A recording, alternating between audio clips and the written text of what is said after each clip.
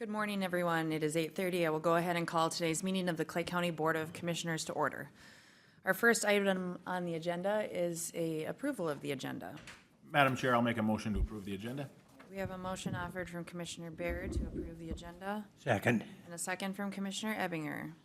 Any further discussion? Discussion? All those in favor of the motion signify by saying aye. Aye. Opposed, same sign. Carried. Citizens to be heard today, are there any individuals in the audience wishing to address the county board on any item not on the agenda? Any citizens wishing to be heard? Steve, have you had any online requests? Nothing, Madam Chair. Thank you.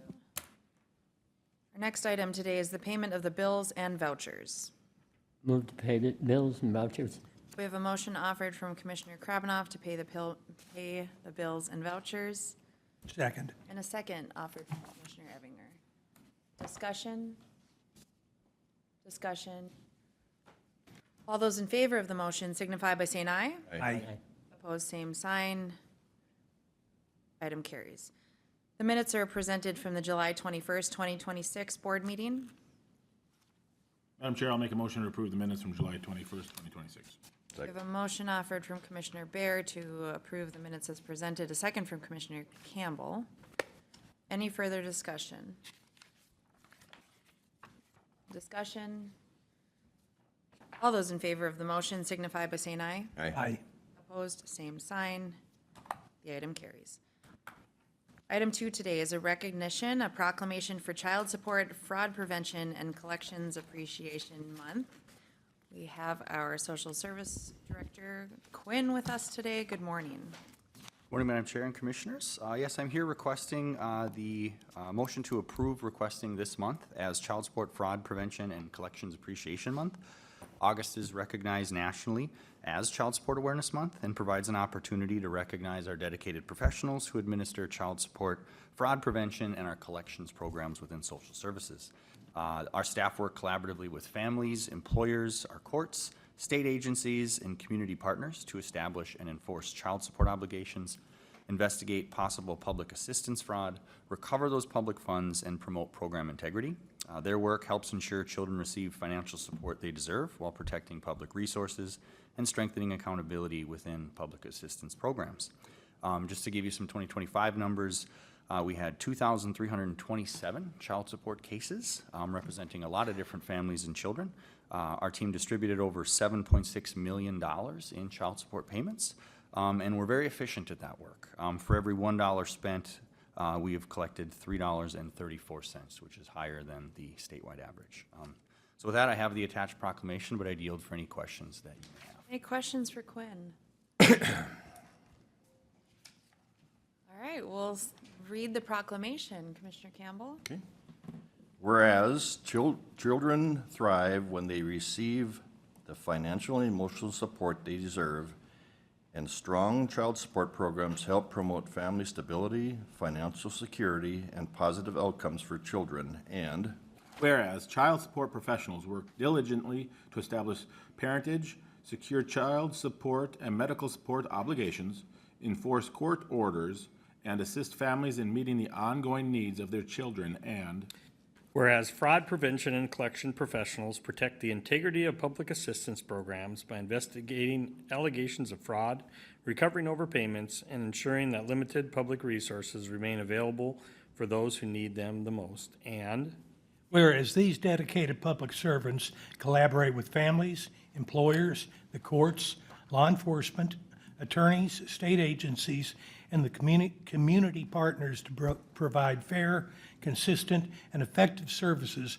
while treating individuals with professionalism, respect, and dignity. And Whereas the work performed by child support, fraud prevention, and collections staff strengthens public trust, promotes accountability, safeguards taxpayer resources, and improves the well-being of children and families throughout Clay County. And Now, therefore, be it resolved that the Clay County Board of Commissioners recognize the dedication, professionalism, and commitment of these staff, and hereby proclaims the month of August 2026 as Child Support, Fraud Prevention, and Collections Appreciation Month in Clay County, and encourages all residents to recognize and thank these public servants for their important contributions to children, families, and our community. Adopted this the 4th day of August, 2026. Motion? Madam Chair, I move to approve the proclamation. We have a motion offered from Commissioner Ebinger and a second from Commissioner Bear. Any further discussion? Quinn, thank you for bringing this forward to us. We are really proud of the work that these individuals do on all of the facets that you discussed. Really vital service to our residents. We appreciate it. Thank you. They're a great Any team. further discussion? All those in favor of the motion signify by saying aye. Aye. Opposed, same sign. Carried. Thank you. Before you go, really quickly, as Commissioner Bear and I have worked with you and Steve and our elected officials on the SNAP components and how vital some issues that need to be addressed in the Farm Bill will be. Yesterday, we did receive word, we've been working with Senator Klobuchar's office. The Bozeman bill did, or not Bozeman bill, but between her and the collaboration with Senator Bozeman, bill language came out. There is a modest one-year delay that's been included in that with the county's concerns. We do have some other outgoing concerns with that, and if you could really, maybe in 30 seconds, just highlight the board where some of our concerns lie with that. I will be maybe entertaining a request for this board to send correspondence to our elected officials on that. Sure. My understanding of the language in that bill would say we get a one-year delay, but then there's a concern that the top end of the payment error rate would increase to 20% instead of 15%. So if the statewide error rate is at that highest threshold, that payment to the federal government would be higher by 5%. That would push, again, based on the preliminary numbers I presented to you before, that would push the highest end upwards of $3 million per year, again, if the statewide error rate fell in that highest category. I believe the hope behind this legislation would be with a year delay, it gives the state enough time and opportunity to really drive down the error rate. But I also believe that this legislation would have a stipulation in there that says you can no longer choose between the 2 years of your error rate. This would lock in whatever 2026's error rate to be what we are essentially graded on as the state. Can you explain why Clay County has an error rate of 1.5% and the state is at 15? We do a great job, but also at the same time, they audit a very small amount of cases. We're very accurate with what we do, but if you're only looking at a small sample size, I believe they looked at 11 cases out of Clay County's 3,000 plus. So if you, we're told that they pick complex and difficult cases, not just kind of easy run-of-the-mill ones. I'm not aware of like any sort of formula that they use to choose those cases. I would think the sampling should be the same. I believe it's prorated. I know like Wilkin County had two cases that were audited. So I think if you're a county that has a high error rate, it's a multitude of different factors. You could either have poor performance in terms of actual data entry, you could have information that's not returned to clients, or you could have had probably the worst cases selected for your audit. Again, I believe the rationale behind it is if they're picking the most difficult cases and you do well, those are the hardest ones to administer. So if you're doing well on difficult cases, it's reasonable to assume that you do even better on more simple cases. Does staffing have anything to do with that? Absolutely, yep. The higher the caseload is, the more difficult it is to juggle all of the tasks that are required and the timelines that are required. That said, our staff have pretty high caseloads and do a fantastic job. We really lean on each other a lot to make sure that they're getting everything done, and they pride themselves in entering the work accurately. Another component, which I know this board is aware of, is the system modernization issue. There's a lot of workarounds and digital processes that are old and difficult and require a lot of duplicate, an address here, an address here, an address here. Well, if you typed it in incorrectly the third time, that could count against the error rate. Any further, I know you weren't prepared to Sure. maybe update the board. Any further questions on that? To the questions that Commissioner Campbell posed, Commissioner Bear and I have discussed what is the equitable review and what is the numbers, how does it correlate with the different counties. We're really proud of your staff, 1% error rate. In and having $59 that didn't even go out the door, but is a very small amount, and we're really proud of the work. And also to note that we met with Congresswoman Fishbach last week to highlight the issue, and we're hoping we'll get a meeting with her towards the end of this month as well to update. Yes. Thank you, Quinn. Thank you for the advocacy on this. It's very important because it has a really significant fiscal impact for us here, so appreciate it. And Commissioner Crabtree. yeah, I just want to make mention, I'm glad you're on the task force, if you will, for that modernization. Thank you. Yeah. It'll be good to give our input directly, to be at the table from Clay County's perspective. Thank you, Quinn. The next item today is a request approval to reduce retainage on SAP 014-602-031 to 1%. Our county engineer, Justin Sorum, is with us. Good morning. Good morning. So yeah, this is the urban reconstruction project through Comstock. I know we did talk about this project a lot throughout the last couple of years.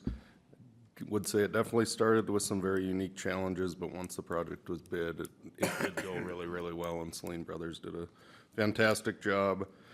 There is some minor work to be done this fall once harvest is completed, just kind of around the elevator area. And the value of the work remaining is less than $10,000, and at 1% retainage, we'd be withholding more than $40,000. So I feel comfortable with that request. Move to approve the retainage. We have a motion offered from Commissioner Campbell to reduce the retainage to 1%. Second. A second offered from Commissioner Ebinger. Any further discussion? Just one question. Commissioner Barron. What do we normally retain until the work is done? So the standard is 5% until, I would say, substantial completion. And usually it's only on these urban jobs where things get kind of drawn out just because of concrete warranties and stuff. So it's not uncommon to reduce it to 1% once we're at substantial. Any further discussion? Really glad that we were able to get this done. This was a vital component that was sitting out there for a while, so thank you. Definitely. Any other discussion? All those in favor of the motion signify by saying aye. Aye. Aye. Opposed, same sign. Carried. Thank you. Thanks, Justin. We're 3 minutes ahead. Are you waiting on anyone else? Okay. All right, item 3 today is the budget presentation. We have the Fargo-Moorhead West Fargo Chamber of Commerce with us today. We have President and CEO Shannon Full, Cale Dunwoody, Vice President of Workforce, and Jane? Yeah. Good morning to all of you. Good morning, Chair Mojo and Commissioners. Thank you for the opportunity to be with you today. Before I begin, I just want to start with a simple thank you. Thank you for your continued leadership and partnership with us. One of the greatest strengths of our region, the Fargo-Moorhead region, has always been our willingness to work across political boundaries, county lines, different sectors, whether it's the flood diversion, public safety partnerships, workforce, economic development. We've consistently demonstrated that our region accomplishes more when we work together. Clay County's been an instrumental and important part of this success, and we sincerely appreciate your continued confidence in the Chamber and in the regional partnership. The investment is much more, though, than about funding programs. As you see on this slide, it creates the conditions that allow the economy to thrive, whether that be policy stability, workforce development, regional coordination, or quality of life. Most importantly, the investment that Clay County has continued to give us demonstrates leadership. We know that when government invests, the private sector builds confidence in the private sector to invest alongside you. Public investment opens the door, private investment multiplies our impact. Together, we create a return that neither sector could do alone. And that's clearly been demonstrated by the public-private partnership success that we've had in this region. It truly is a differentiator for us. One of the funding requests, one funding request with 2 core offerings, it supports 2 of the most critical regional drivers for our competitiveness. First, public policy ensures that Clay County, as well as our region, has strong and consistent voice at the local, the state, and the federal level, while workforce develops, attracts, and retains the talent that our employers need, which drives growth and allows us to increase tax base.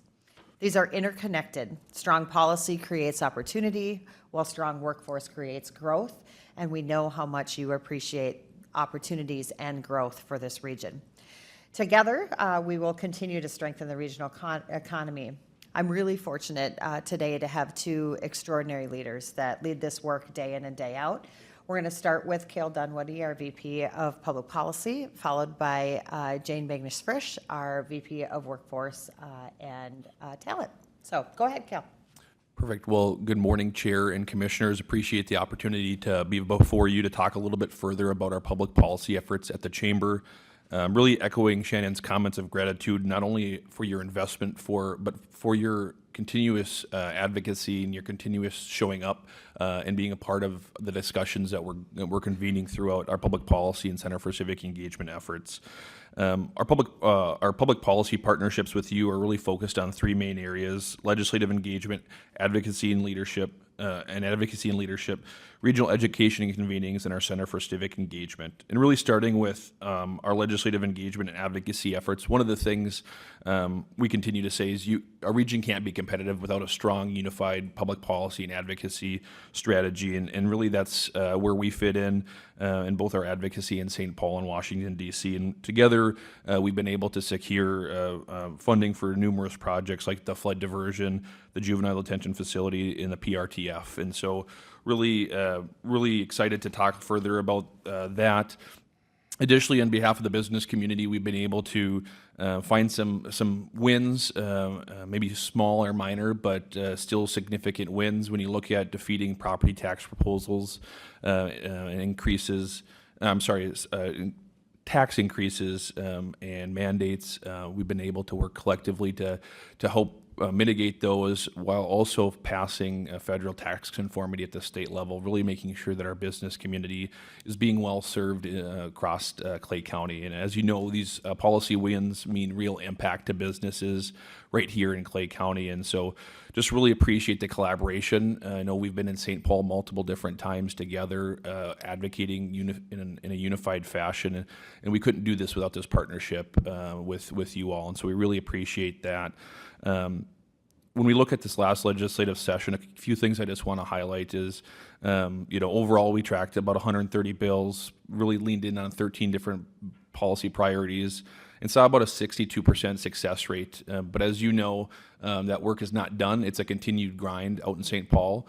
And these last two legislative sessions haven't been the easiest to navigate with the uncertainty and the various political dynamics that are taking place. And so we're committed to continuing to improve that success rate and working collectively with you all in this next legislative session to continue to advocate in a unified fashion for our region. Moving on to the education and convenings, just want to talk a little bit more about our direct advocacy in St. Paul. And again, this is where we bring the broader community together. We engage businesses in the conversation. And so in your packets, you'll find several different nonpartisan resources that we've put together to help educate members and the general public as they enter into these convenings and these conversations, whether that be here locally or St. Paul or Washington, D.C. And this education really turns into impact for us. We were able to bring it together just this past year, over 350 business and community leaders for policy conversations. Again, that's roundtables, direct conversations where we're having conversations with the governor about flood protection or having conversations with Senator Klobuchar about federal issues or whatever it may be. And so really looking at the impact that those have on our region. Convenings also look like our flood mitigation meetings that we hosted bi-weekly during the legislative session to really make sure that we're collaborating across all political entities here locally. And then also our Clay County Leaders Roundtable, where we're able to bring leaders together on a quarterly basis just to make sure that we know what's going on. The left hand knows what the right hand is doing, because we often always get busy in our work, and sometimes we need to all get together and just really talk about the wins and talk about the strategy to move forward against some challenges. And so, again, just appreciate you all for showing up in those conversations. I think that's what great partnership looks like, as we show up for one another. And so we appreciate the alignment that we've created. And really, I think at the end of the day, the value of these convenings isn't just by the number of people or the number of meetings that we're holding. It's really about the conversations that we're having, the relationships that we're building, again, with elected officials, agency leaders, and really building that continuity and building that trusted relationship amongst our region and those elected or appointed leaders.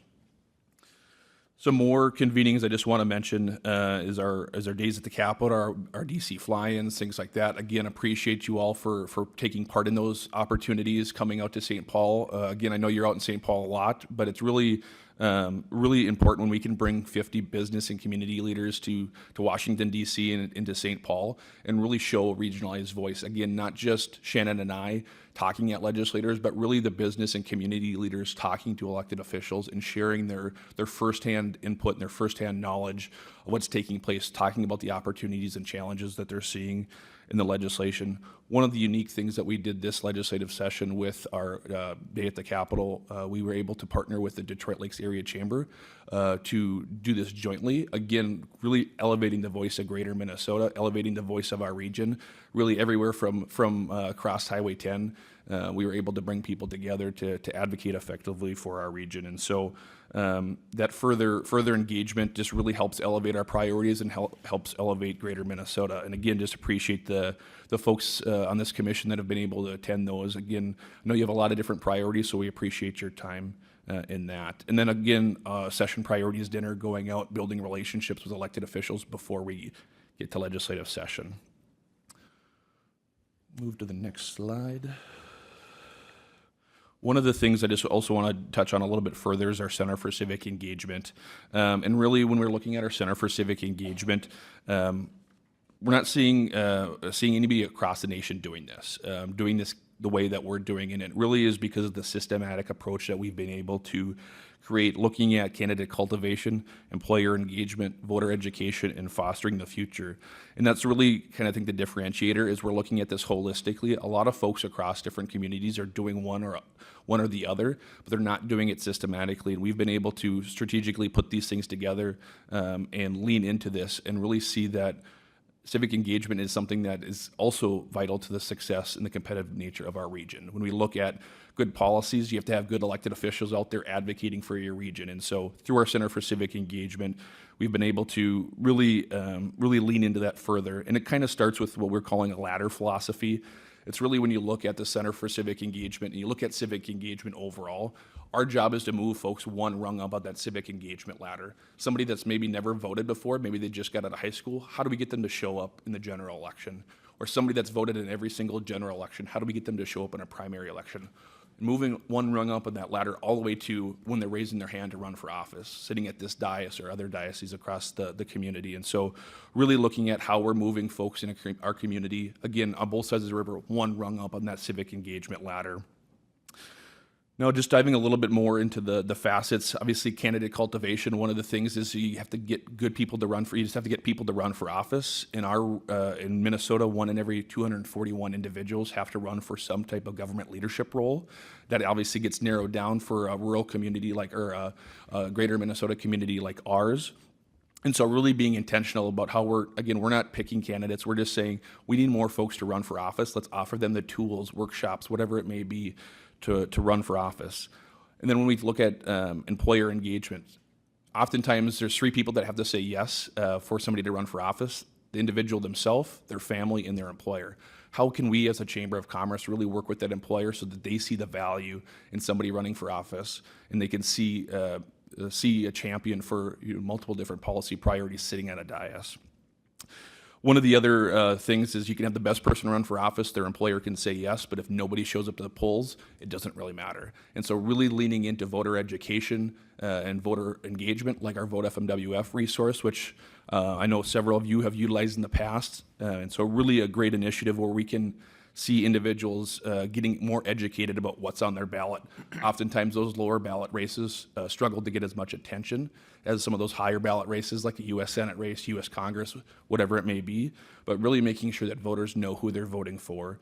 And then the last thing I'll mention on that actually is last election we saw about 11,000 views on Vote FMWF. That was throughout the entire year.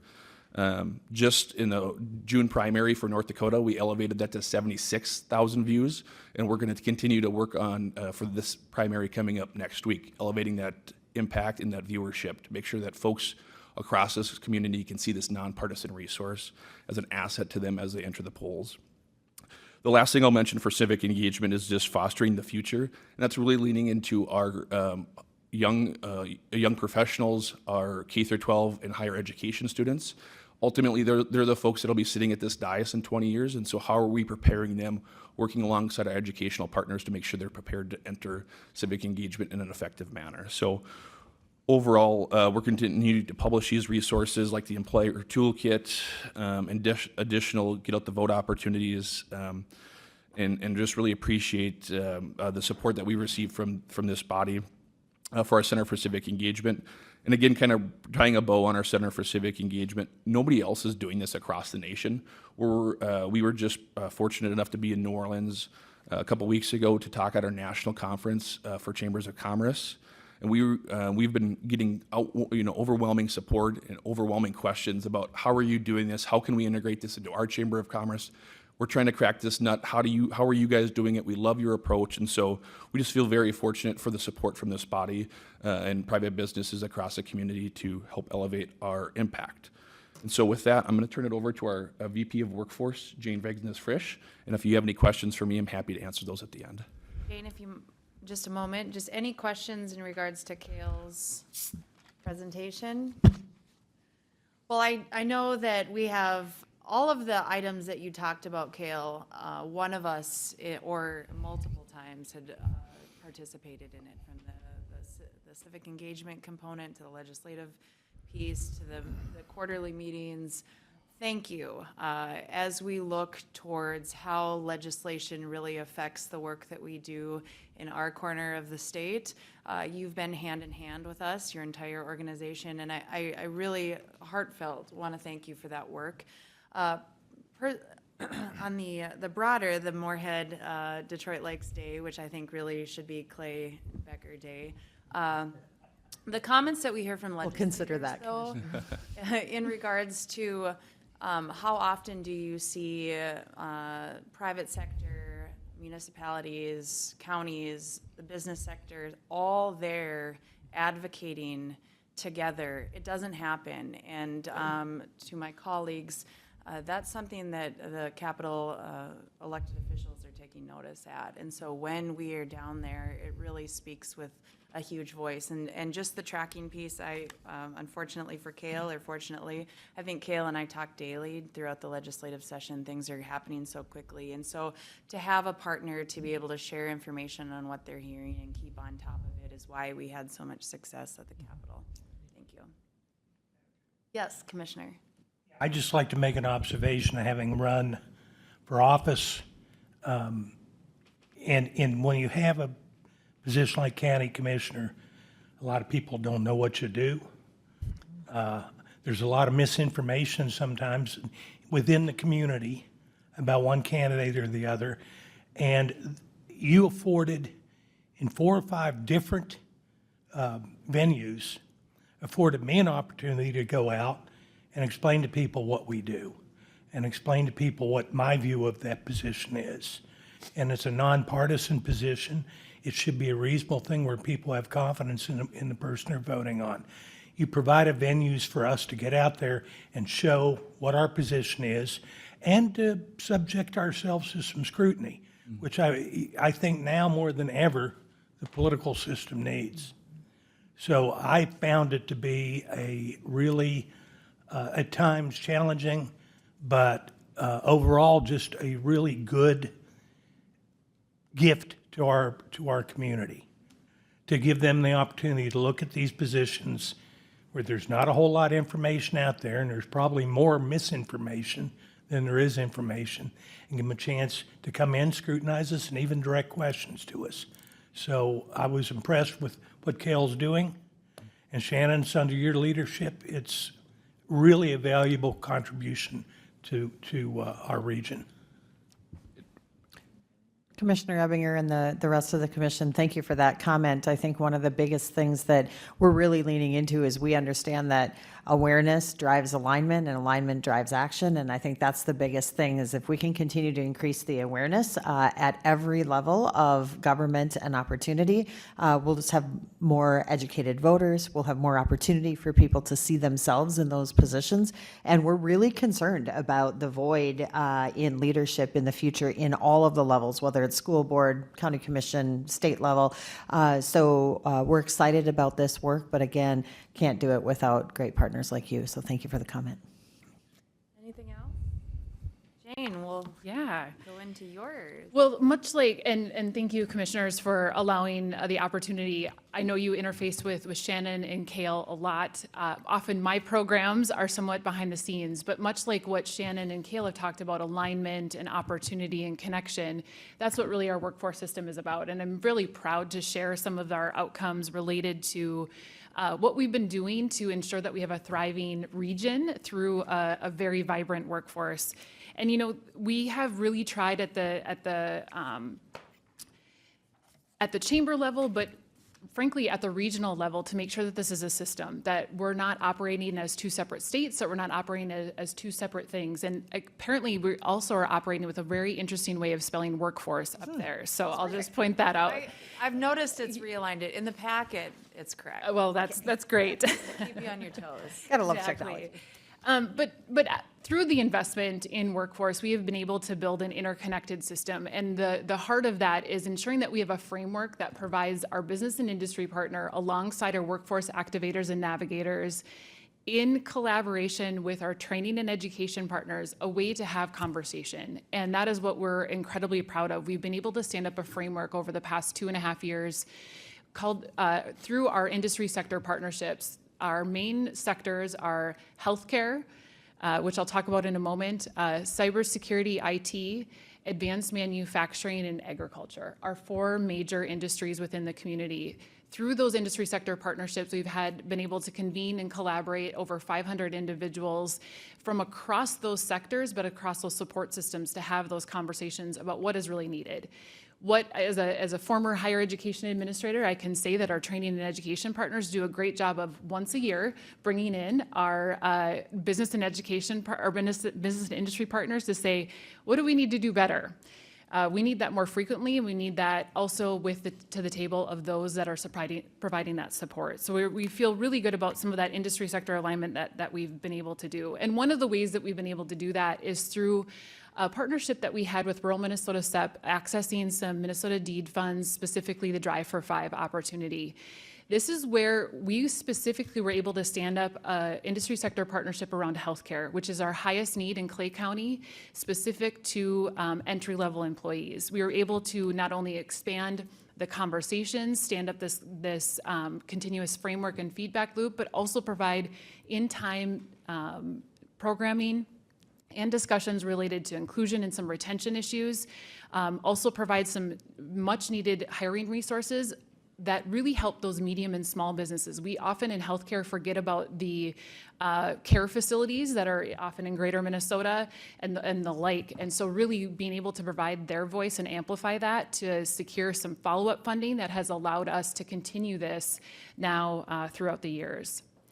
In addition, we know that an important aspect of workforce is making sure that people feel connected, that they belong. And through 2 of our great programs, that's also part of our important framework, is our Community Concierge Program, which is that white glove service providing connection for those individuals that are coming into our community. But I think one of the most under-celebrated things that often goes behind the scenes related to that connection piece is we have 50 volunteers through our Icebreakers program that provide, honestly, just that first connection for individuals. You'll see in your packet just a little card that we work with our HR folks across the county to share with individuals that are coming in so that they can make that connection. We know that a job is an incredibly important piece of attracting someone here and keeping them here. But those personal connections and that connection to their community is just as important. And so that's an important piece of our workforce strategy throughout the chamber and throughout the region. In addition, we have had the opportunity, as Shannon mentioned, and Kale has alluded to this too, the public-private partnership is so incredibly important. We've had the opportunity to access funds through the Economic Development Administration, through our Good Jobs Challenge grant. Just 4 years ago today, it popped up on my social media that was announced that we received that large award from the Economic Development Administration. What I can tell you is the numbers on your slide are outdated. As of yesterday, we were able to share that we have upskilled 823 individuals into an amazing opportunity into good jobs. So not only have they been upskilled, but we know those 823 have been placed with over 1,100 accessing additional training and resources. I want to pull out the numbers for Clay County specifically.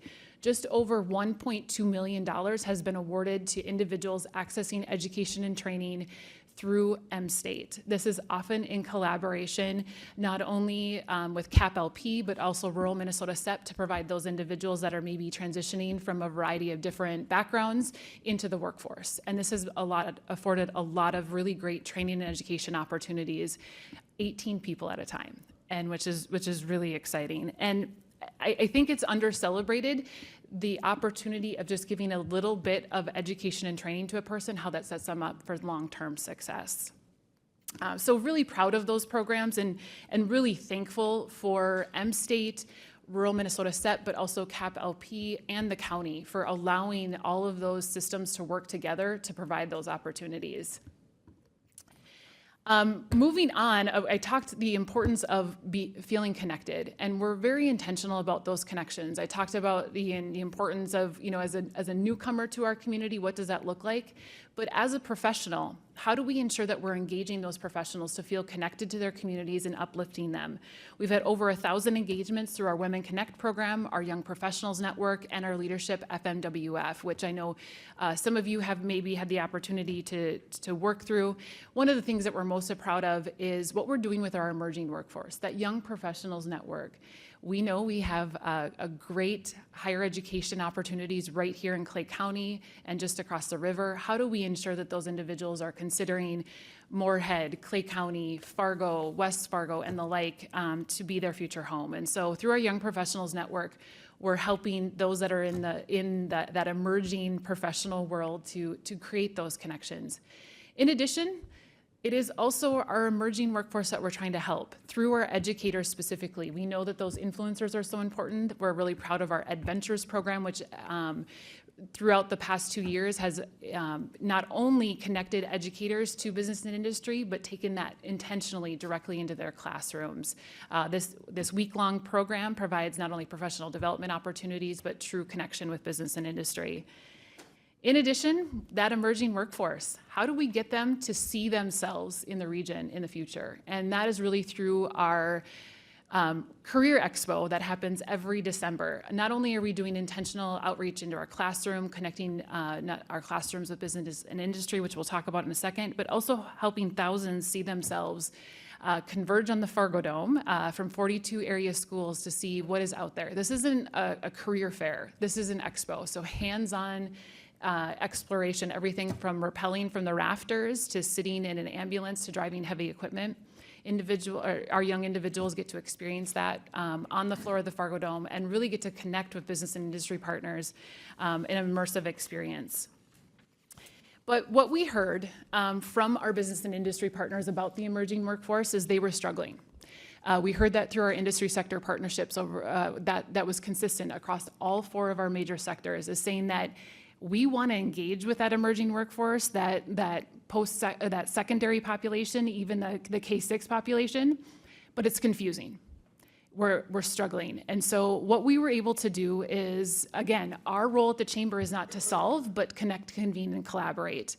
And so I was able to call together alongside of all of our partners, our community schools, specifically Moorhead area public schools alongside of West Fargo and Fargo Public Schools, to say our business and industry partners are telling us the onboard into helping students experience work-based learning is complicated.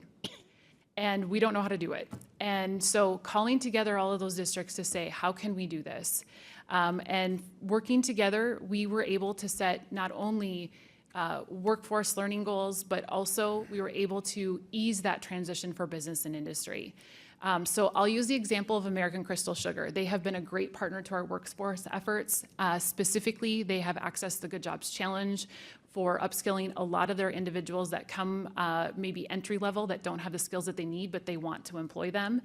But another way is they were helping us understand that they wanted to get more and more students into the experiencing American Crystal Sugar into the factories, onto the floor.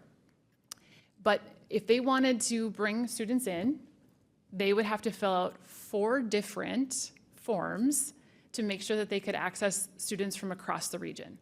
So one for Moorhead Area Public Schools, one for the Career Academy, one for Fargo Public Schools, and one for West Fargo Public Schools. That seems like not a big thing, but when you're doing that potentially for 10, 12, 20 students, it gets to be burdensome. And frankly, businesses are saying, thanks, no thanks. And so we were able to streamline that. And so that's an example of what we've been able to do of everyone now uses the same form. We all know how sometimes that's a hard thing to do, but we feel really proud of that. In addition, those districts came together and said, we need to start to set some goals around this, and we need to challenge our business and industry partners to come to the table as well to help us provide. It's the chicken or the egg. Do you provide the students or do you provide the experiences? So we are trying to do both at the same time. So our goals have been set. We launched those in April. We're well on our way.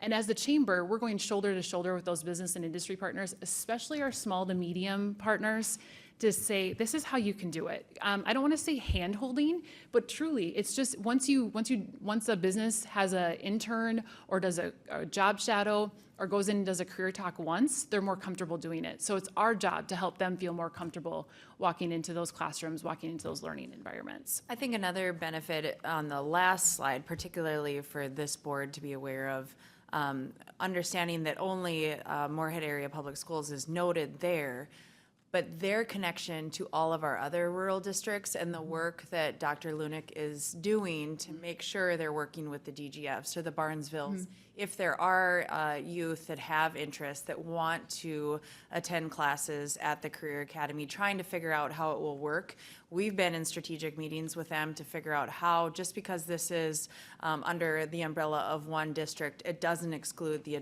additional Clay County kiddos from going there, and that's an enormous regional benefit. And we have worked closely with DGF as well. There's interest in how do we figure out work-based learning, coming to I want to say the metro, but making that transition, even though they're part of our region. Transportation is a concern, but I know Dr. Lunick has done a great job of trying to figure out how do we solve some of those even scheduling issues. They've shifted a bit of some of their scheduling as well, and so we feel very fortunate. This really truly has been a region-wide discussion. Thanks. And then the next opportunity that we're really leaning into is how do we make this more accessible for our rural students and our rural youth? Can we use video and technology for some of the experiential components of that? How do we help to work with our other partners like the Barnesville Chamber EDC to help with those companies connecting more seamlessly into the school? So we've got a very significant interest in the next iteration of that will include a lot more of our rural communities as well. So again, a systems-wide approach. We're trying to be thoughtful. It's often behind the scenes, and so I feel very fortunate to be able to share some of those great outcomes with you today. And I'll turn it back over to Shannon to talk more about what the future holds. Great. So we're really excited, as you can tell today. Again, thanks to the great work that Kale and Jane do each and every day, along with the rest of our team. We stand very, very committed to walk alongside you to continue to advance growth and prosperity of our region. So hopefully you found our presentation beneficial. One thing that I'd leave you with is that the work we are doing is intentional, it is strategic, and it's impactful. But we cannot do it without you. We also recognize the difficult budget decisions that you have in front of you and the commitment that you have to be very strong stewards of the taxpayer dollars. That's why we're very intentionally not asking for an increase of any means, but while the cost of delivering this work continues to rise, we are committed to finding additional partners and additional funding to help us augment that. So we very respectfully request the same amount of $100,000 investment by Clay County that you've made in the previous years prior. so that we can continue to recognize the fiscal realities and responsibilities that you face. But keep in mind, the request we're bringing to you today isn't just an investment in the chamber. It truly is an investment in the regional partnerships and the competitiveness of our region. Your investment's extremely important, but your leadership is equally valuable. So again, a very heartfelt thank you for the trust that you put in, the work that we do, the commitment that you've continued to have, and the partnership that we look forward to in the future. So we're happy to take any questions that you may have for us.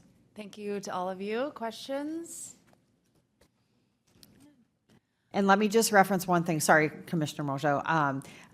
Ryan Wall, VP of Administration from American Crystal Sugar, had every intent of being here. He actually texted me when you said, do you have anyone else coming? He got hung up at the Moorhead plant, but he is more than happy to and will be sending you a little bit more of the private sector thoughts on support of and really appreciation of your investment. So if there are additional questions, he's happy to answer those as well. So. Thank you. Commissioner Kravinoff? Yeah, thank you. I just wanted to make a couple of comments. I wanted to hear the workforce piece before I spoke. Just a huge thank you. Working with you over this past year, I just really appreciate the comprehensive scope that you use, whether it's toward legislation, whether it's toward the building and workforce. Personally, I feel like every time that we're together working, it makes us all, and me personally, feel bigger, meaning more engaging when we're the people we're interacting with. It's just more than just this board. It's it elevates our whole community, and here then also the collaboration in the public-private that you mentioned. I mean, that just, each of those pieces in that collaboration elevates every single business and the individuals involved. And fantastic work. That's all I'll say. Thank you.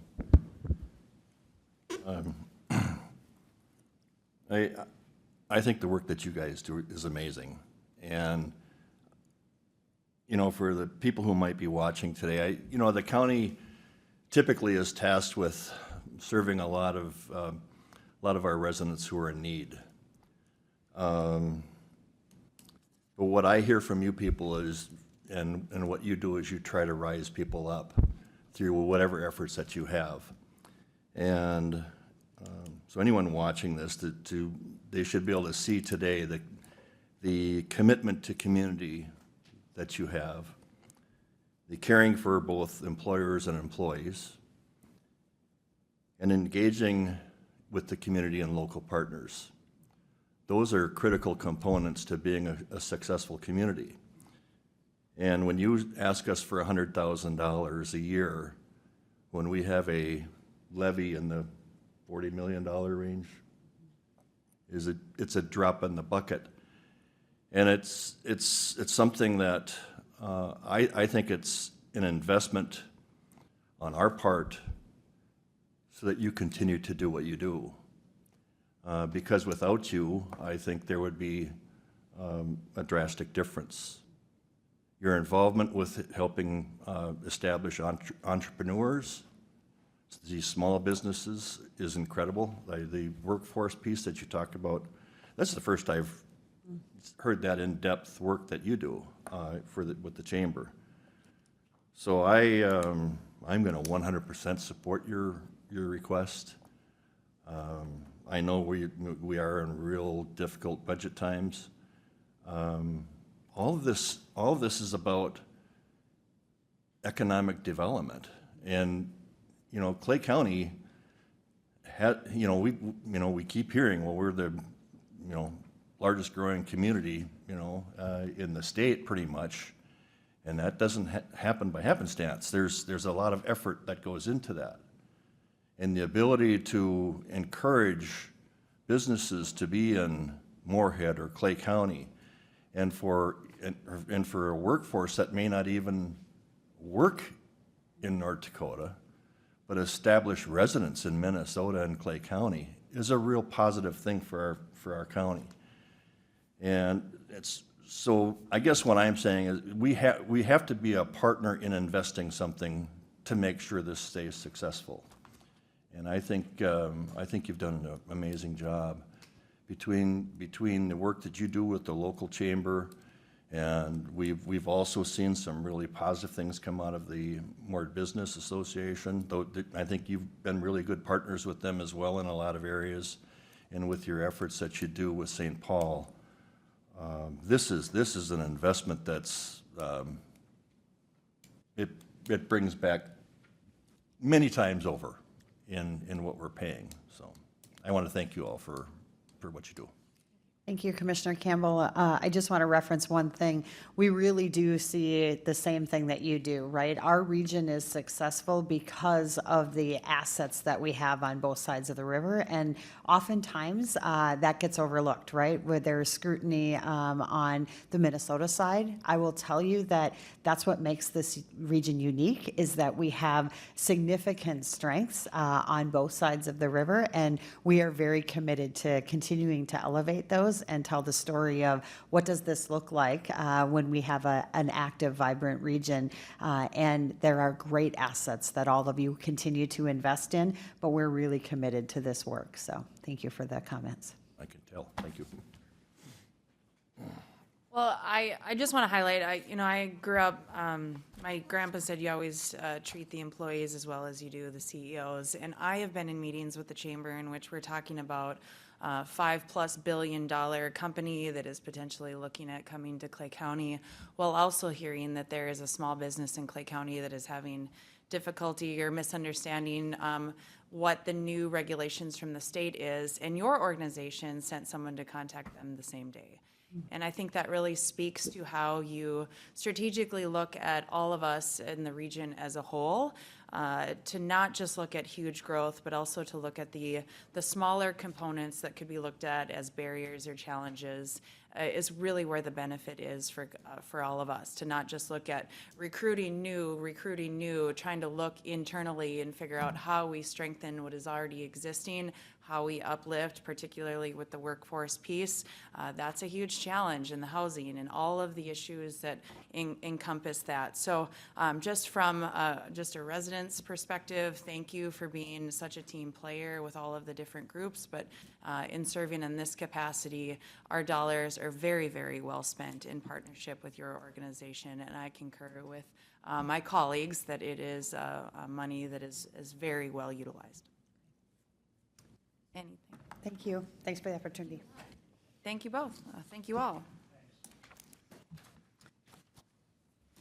Okay, we will move into our budget presentation. We have our Public Health Director, Jessica Mickelson, with us. She also has Brandon Nelson with.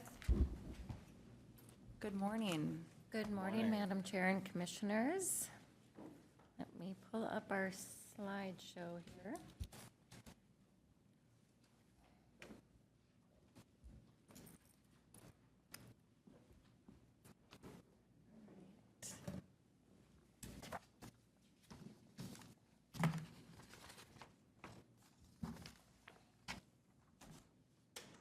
All right, there we go. Thank you for having us both this morning. Brad and I are excited to be here to present the 2027 Public Health Budget Overview.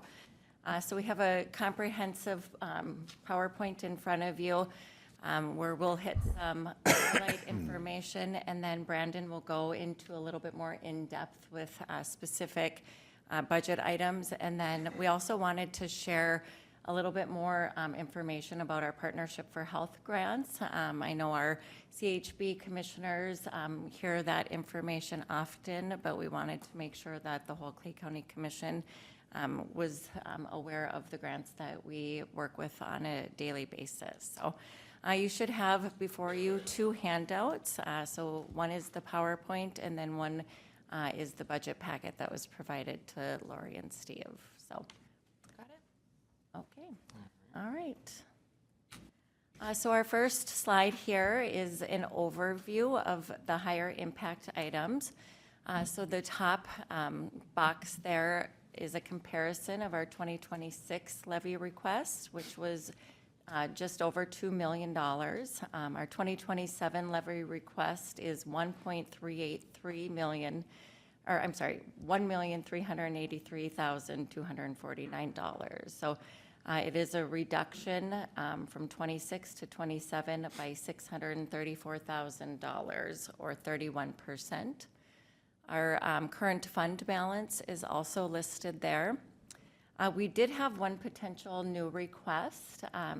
As you all may recall, Rory Beal had come to the board back in March to request approval to apply for the Drug-Free Communities Grant. Had we been awarded that grant, we would have been looking at adding a new grant coordinator position. Unfortunately, we found out yesterday that we were not awarded the grant, so we did not have time to update our slides and update the packet for Sarah. So that is unfortunate news. So I actually have a salary worksheet in here later too that I'll just. Jessica, can I ask what region of the state the award went to, if that's a? We know Horizon Public Health received a grant, but that was a renewal for them. They had received one in the first 5 years. There was only 50 of these grants being awarded nationwide. Okay.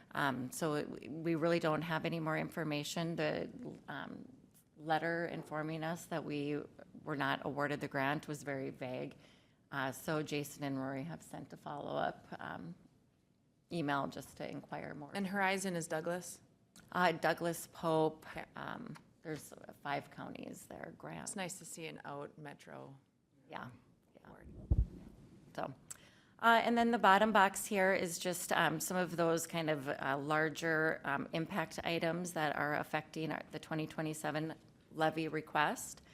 So you can see we had a reduction of $471,681 in staff salary and benefits from 26 to 27.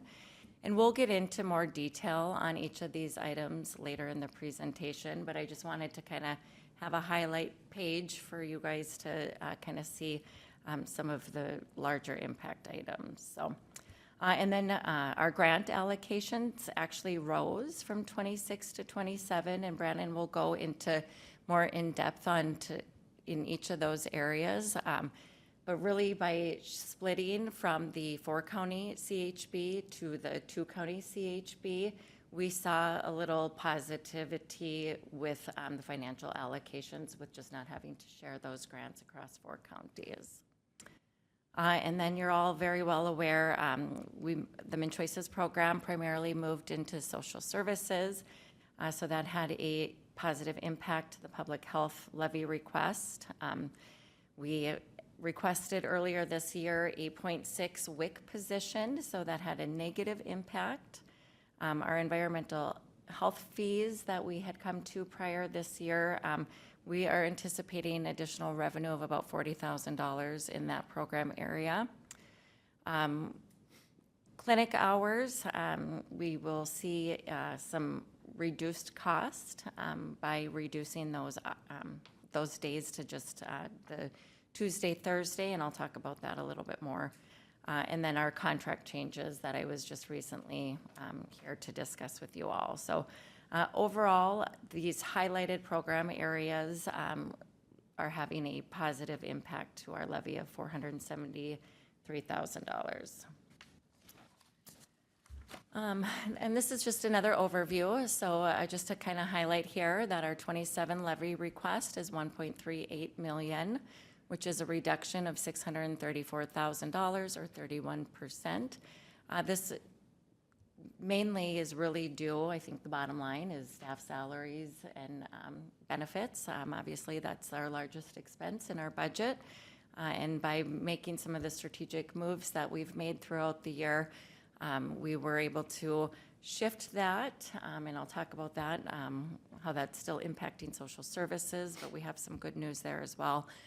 But we also had 5 staff, tenured staff retire in 26. So obviously replacing those staff at lower steps has a positive impact as well. And then we had 2 administrative positions that were reallocated as well. So all of that combined had an impact of about $471,000. Commissioner Kravinoff. So of those positions, were they all refilled? Yes. Okay, so it was about just different steps then. Well, I shouldn't say they were all were refilled. One was refilled in social services. Okay, So the staff had been a MnChoice's assessor. right. So she Okay, retired in public health and then moved, that position was transferred. thank you. Yes. So this was my wage calculator for our potential new position that I'm going to just skip over because it is now null and void, unfortunately. And then I just wanted to go a little bit more in depth to talk about kind of what brought us to these decisions for these program changes and how it's having an overall impact for public health's budget. So obviously MnChoice's is the largest piece there at $438,000. So Quinn and I and Susie Radnick had gotten together in late 2025 to discuss the swap of MnChoice's and SMBC between the 2 departments. We knew that both benefits would be kind of short-lived for 1 year. The social services time study produces more revenue for the county through MnChoice's than what public health was able to receive through the local collaborative time study, because we participate in different time studies. So it really made sense to move the program at that time. However, alongside that, we knew that the 2025 legislature had made some changes regarding MnChoice's, with potentially looking at removing MnChoice's completely from the social services time study. I spoke to Quinn about a week ago about this, and there has been no new news from the legislature or AMC or MAXA on what that flat rate reimbursement for MnChoice's would be. So he is budgeting that the MnChoice's program is staying in the social services time study for 2027. So that actually, we were anticipating this move to really only have a 1-year positive impact. Hopefully, it'll have at least 2 years. And I know Quinn will be discussing that more when he comes to present before the board. Another strategic move that we made was we renegotiated our MSHO and MSC Plus contracts. So this had to do with Medica taking over the UCare contracts for Clay County. So we used to receive, for MSC Plus, $78 per member per month. And for MSHO, we received $109 per member per month. Under our Medica rates, we will be getting $125 for MSC Plus and $135 for MSHO. So we're anticipating about $103,000 in additional revenue for that. And then earlier this year, Liz and Brandon and I had come to the board to request restructuring our clinic. At the time, the clinic just was not very busy. We felt that we could utilize that staffing time more beneficial in other program areas. So we've made the adjustment of having the clinic only open on Tuesdays and Thursdays. We also had a tenured staff retire. We've hired that position. The person who is primarily working in the clinic is doing an excellent job. We are seeing. Commissioner Campbell has a question. On the change of the hours to Tuesdays and Thursdays, have you received any public feedback? We have not received any negative comments. Okay, thank you. No. We have been a lot busier. So having just the set 2 days, they are filling all appointments available for those 2 days. We're currently booking out about 3 weeks. So Liz and I have discussed if we get to a point where appointments are booking out longer than a month, then we may have to come back and discuss adding a 3rd day. But it's been really interesting how having that consistency has really increased the traffic in the clinic. So, and then the other benefit to that was that staff person on her non-clinic days is in a revenue generating position. So it's actually produced an $83,000 benefit to the levy, making that little switch, so. And then we also were here earlier this year to request changes to our environmental health fees. So as you all know, some of those fees hadn't been adjusted since the late 90s, going into the early 2000s. So we came before the board and requested that both our delegated and non-delegated environmental health fees be adjusted. And by making those slight adjustments in some areas, a little bit heavier in others, but to align with the amount of work being done by the staff in those program areas, we're anticipating about $40,000 in increased revenue. And that brings that program pretty close to covering the costs of their program, so. Two negative areas that I just wanted to point out, because they were pretty significant, I guess, is we did add the 0.6 WIC position. So for 2027, we're anticipating a cost to the county of $15,000 approximately for that. We are offsetting quite a large amount of that salary and benefits for that staff person by one of our federal grants that is ending at the end of 2027. So we'll only have that capability of using that grant to assist with paying for that position for 1 year. And then also, you're all aware of the SMBC contract changes. So with Medica taking over our UCare contract, we saw a reduction in our per member per month rate from $185 to $135. So based off what we had anticipated in our 26 budget to 27, that's having about $176,000 negative impact to our budget. So, any questions there before I turn it over to Brandon? Questions? Okay. All right, well, thank you, Jessica, for that overview here. So I'll break it down into our program areas now that we want to dig a little bit deeper. We did provide the full budget overview. I won't go every line by the 25 pages that we have here, so I'll try and summarize it here. So first off, we have our administration. We have the 2026 revenue and expenses, then we have the 27 revenue and expenses, so then we can see where our county ask landed last year, and then going to 27. And then the last column that you have is if it is a net increase or a decrease to our 2027 levy ask. So we'll start at the top with administration. We did see a slight increase in revenue due to our local public health grant increasing, but also adding in a communications grant that we have. So that provides communication support for the CHB.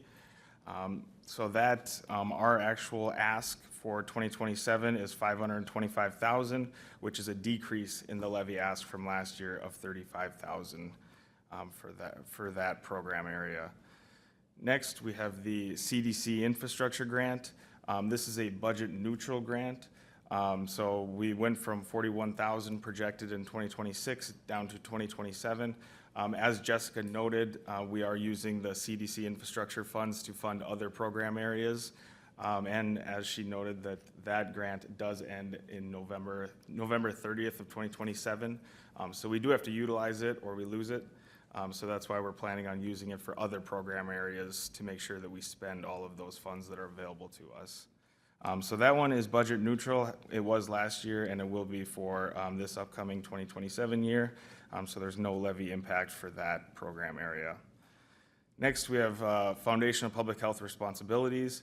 Last year, we did have a county ask to fund some of these program areas. As Jessica noted, we didn't quite get the benefit of the increased grant award. For 2027, we do have a rollover period. We're not expected to use all of our funds this year, and it does roll over until June 30th of 2027. So we do have some funds available that will be rolling over into 27, and we do expect to utilize all of those funds. We did add some staff to this program area due to one of our grants being discontinued and not being, our 5-year period ran out, so we're trying to find other funding for that. But luckily, with this rollover period, we're able to supplement that, at least for the time being now. So our county ask for the Foundational Public Health Responsibilities Grant this year is $1,863, which is a net levy decrease of $30,771 for that program area. Does anyone have any questions for that? Questions for Brandon? Okay. I think we're just in shock. We don't often see updates with this many swings. Great work. It took a lot to get here, and, we analyzed it line by line going through it, so. Great work. Yeah. So next we'll go down to kind of our prevent infectious disease category. So we grouped the immunizations, flu, and DP disease prevention and coordination. As you can see, our revenue looks to be decreasing year over year. That's just due to the amount of immunizations and flu shots that we've been giving in the clinic. And we do have that reduced expenses by going down to the 2-day clinic, as Jessica mentioned. So our county asked to fund this program for 2027 is $32,857, but that is decrease of $37,541 from last year. So those kind of reduction of expenses in the clinic has, flown through to the end here in our levy ask for a reduced levy ask. Next, just kind of piggybacking off of that, this is our public health clinic actual. As Jessica noted, we have had higher utilization of the clinic by just going to those 2 days. It's kind of created a sense of urgency for people to go online, get their appointments, and making sure that they stick to those appointments. So we are projecting that we will get a slight insurance reimbursement increase, just due to having, more appointments and being higher utilization there. And you can see that we do have reduced expenses there by quite a bit by not having a tenured staff in there, but also reducing it down to those 2 days rather than the 5 days. So our clinic, our clinic ask has decreased in 2027. Our levy is decreasing by $97,037 there. Next, we have our family home visiting area. We are anticipating that we will have some slight revenue increases. We are also utilizing $7,500 from another grant that we have to supplement some of these costs, which is our CSUP grant that we'll get to later. But we are looking at, increasing revenue on our family home visiting program. As Jessica mentioned, we do have the individual who's working in the clinic. We are able to have her 3 days in a revenue generating role. So we will see an increased revenue number for 2027 just due to having more staff available and performing those services for the county. So for our 2027 net levy ask, we are decreasing our ask by $217,060. Next, we have our refugee health program. This is a grant that we get for, providing refugee services for new immigrants to our community. This is a mandated program, and it's not able to cover the full cost of the program, but it is a mandated program that we have to, provide a service for the community. So our levy ask for 2027 is $4,562. We did get more expenses in this program just due to allocating more staff time to it based on what our actuals are seeing, the actual hours that are put into this program. Next, we have our school health program. This is our contracts with DGF and also Ulen Hitterdal. We have been in the process of, looking at these contracts and negotiating them, but obviously we run on a 2-year term with this, and we're also not able to really fully realize our full expenses in this without raising the contract by too much. And we don't want to put that burden on the school yet, and we're trying to find a fine balance of where, our costs are being offset at a reasonable amount, and we're providing that service to the school. So it's something that we have been actively looking at, and we will continue to do so.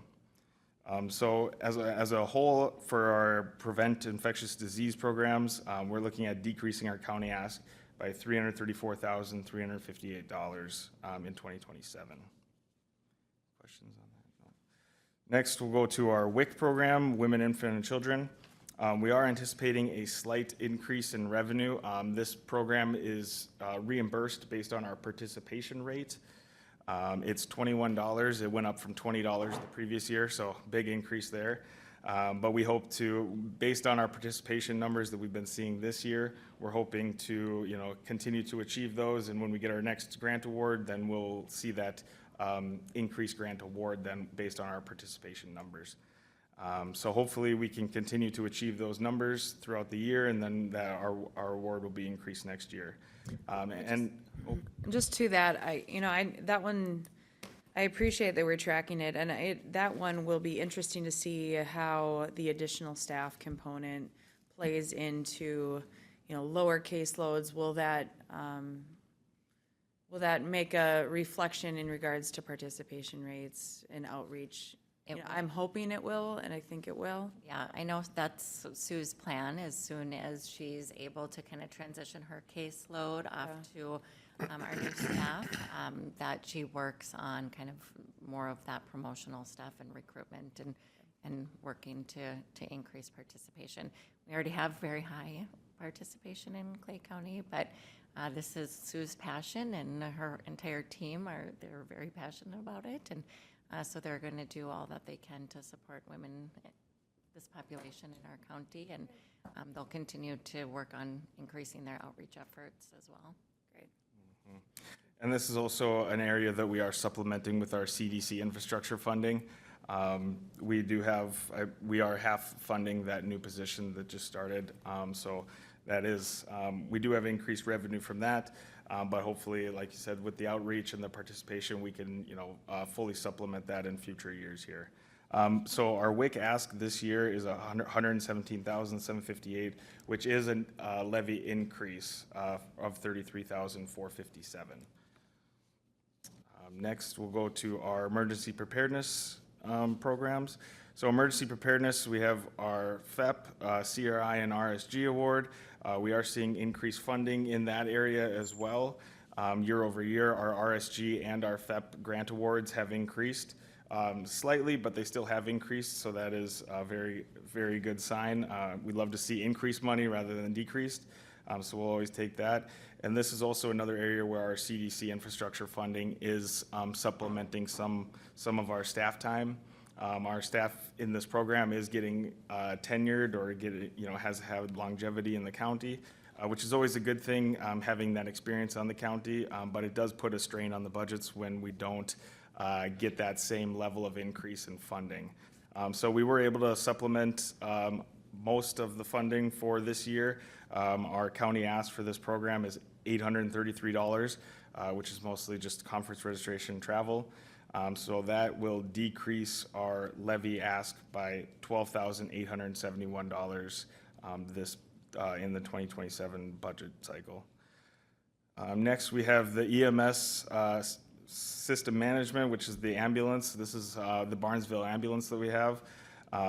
So our approved budget last year was $35,000 for 2026. We put that same number in for 2027. So that $35,000. So there is no levy increase or decrease for 2027, but we are asking for $35,000 to fund that program in 2027. Yes, Commissioner Bear. So they're gonna come here and ask for some money as well. Does that come out of your budget, or is that additional? Madam Chair, Commissioner Bear, no, the request from Barnesville actually goes in the budget, so that is the request. So it's in their budget already, right? And that historically, we've never cut that. That has remained, there have been some request increases, but that has been a constant that this board. Well, we have increased it. I said cut. Yeah, we have increased the amount for it. We've never made any cuts, but we have done increases over the years. I believe last year the request was $70,000, but we stuck with the same request from 2025. I just wanted to, there's been some comments in the community that this board has continued to support. It's an earmark that's remained constant. Yeah, that's always been included in our budget, as far as my knowledge, since I've been here. So that 35,000 is remaining constant from 26 to 27 there. So there is no net increase, at least in our budget, inputted in our budget right now. So for that disaster preparedness and response, section for our budget, we are asking for, $12,871, or that'll decrease our levy ask by $12,871, in our 2027 budget. Next, we'll go down to our environmental health section. So for Clay Food Pool and Lodging, we are expecting an increased fees, as Jessica mentioned at the beginning of the presentation, increasing our base fees, but also having some, vacation home rental income in there to offset some of that. We do have higher expenses in this program due to allocating more director time in this program area. But as you can see, our net levy ask is decreasing by $5,371 for this program area. So with that increase of revenue, we're able to supplement more of the director's time in there, and also, not have that come out of the county ask as well. Next, we have our on-site sewage treatment systems. This has been increased. This is increased due to our permits that are generating more revenue due to those increased fees. But we also have decreased expenses in this program, having, a staff that has been lower tenure in there and is able to take over that program. And we're able to remove some of the director's time in there to lower our total expenses in that program area. So that does decrease our county ask by $34,741. And then next, we have our demolition landfill inspection program. We are expecting a slight decrease of $1,000 in the revenue, just being generated by our landfill usage permits that we're handing out. But we are seeing some slight increase for expenses due to allocating that new staff person having more time spent in that program area. So that will increase our county ask by $9,092. But overall, for environmental health, year over year, we are decreasing our levy ask by $31,020, that program area. Next, we'll move down to our healthy communities, healthy behaviors. So the first program area here is our SHIP, Statewide Health Improvement Project. This is with the 4 counties still, with Otter Tail and Wilkin. That grant has remained constant throughout the years, but that program funds all of the staff salaries and fringe that are in there, allocated there, but also funds material, supplies, travel, outreach, and also the projects that program wants to do throughout the year. So that is a budget neutral program.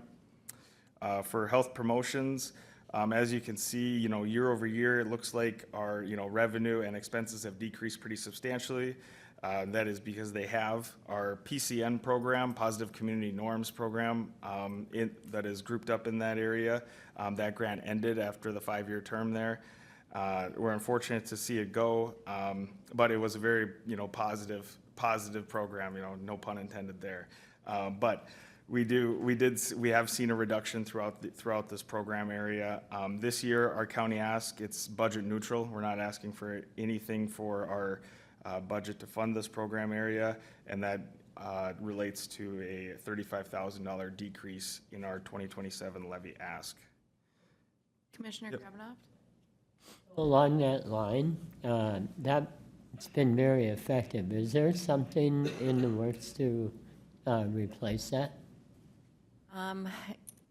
Commissioner Kravinoff, the Drug-Free Communities Grant would have stepped in and picked up working in the DGF school district. So we're very sad that we did not get that grant award.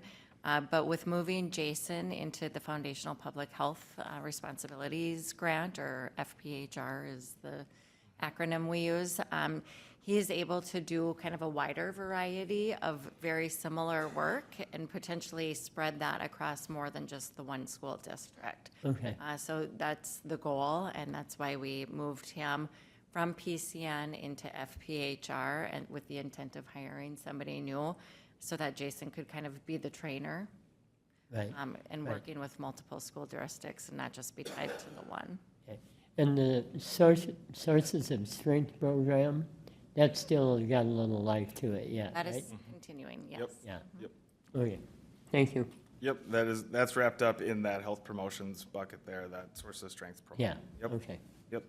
So that just, we are budget neutral for 2027 for those programs, and our 2027 levy is decreasing by 35,000 for those programs. Next, we have our tobacco license program. This is just doing compliance checks around the community when needed or requested. We generate roughly $2,000, and we offset that by just having staff time being allocated to that. So there is no county ask. There was none for last year, and there's none for this year. So that's a budget neutral program. Next, we have Child and Teen Checkup Program, the outreach and screening. The award has stayed the same year over year, and that is able to fund all of the expenses of the program, such as staff salary and fringe, also the travel, the outreach, the postage, and the materials and supplies that they're able to purchase. So that is budget neutral. It was last year and it is this year, so there's no ask for 2027. Opioid settlement, this is just the funding that's been received through the opioid settlement funding. We do request some of the funds to be utilized for staff time, but it's also for materials and supplies for the community that we hand out. We did decrease our ask this year for those funds by about $15,000, but that is budget neutral as well. So there is no county ask for 2027. Next, we have that controlled substance use and prevention, which is the CSUP grant. We didn't budget it for last year because we didn't know if we were going to get another budget period, but they've already let us know that we're going to have budget period 3 for next year. That's going to be coming. So that'll be going. That grant runs. It starts November 1st and it runs through October 31st. So it's kind of an unusual calendar year for that grant, but they have already let us know that we will be receiving budget period 3 funding. So that'll be going through a majority of next year until October 31st, and hopefully we'll get a budget period 4 at that time. But that program is fully budget neutral, so there is no county ask in 27. And then next, there is that drug-free community grant, as Jessica mentioned. That's one we're not going to be receiving, so that was going to be $125,000. That PCN grant that did end, that was $185,000, so that would have offset, a majority of that revenue that was lost. But unfortunately, we did not receive that. So hopefully we can get some communication on, why we didn't, and we can, we can have a better grant application or process next time so we can receive those funds. So overall, for the healthy communities, our ask has decreased by $35,000 for our 2027 levy. Next, we'll go down to our adult health, the health services programs. So this is, next we have our case aid program. We are anticipating a slight revenue increase in this program due to just billing insurance, but also having more utilization in that program area. And we do have some decreased expenses in there due to staff realignment in that program area. Next, we have case management. We do have a slight increase in revenue year over year due to just some of our insurance is changing, getting that higher reimbursement rate. And we were able to keep our expenses relatively the same, even with, increasing expenses with the COLA and having salary and fringe benefits there. So we have been able to, reduce our county ask by $136,156 in this program area with the increased revenue and decreased expenses. Next is the SNBC program. As Jessica mentioned, that's one of our largest changes that have happened due to the insurance contracts that we're projected to get for next year. We will see some pretty significant decreased revenue in this program area, along with increasing expenses. That program is still generating, a profit, I guess you could say. We are projected to have, $16,401 to offset our other program areas. They all kind of work in tandem together. But that does increase our county ask for that specific program for SNBC by $479,961. And that is also partly due to adding staff into this program to realign where staff falls under the different programs. Next, we have MN Choices. This is the revenue that we get from this is from the time study that Jessica mentioned, where we perform the services and we get reimbursed through the state, but also federal revenue source. That we took out all of the expenses in this program area and reallocated them up to the programs listed above. As I mentioned, they all work in tandem together. So we wanted to realign the people in the programs that best suit them, the work that they're doing currently. So for that program, we're projecting that we're going to decrease our county ask by $438,148. So in total for adult health and healthy services, we're decreasing our county ask by $188,359. So all of that summed up, you can see that at the bottom, we're decreasing our county ask by $634,009 throughout all of our programs. Any questions on that? Any questions from the board? Looks good. Commissioner Ebinger? Yeah, I'll just throw this in as an observation. I'm the chair of the Partnership for Health this year. Beginning of the year, we were looking at what I thought were considerable challenges. I think when we sat down and got together and worked through this, it was brought to me that our staff was looking at it as opportunities. And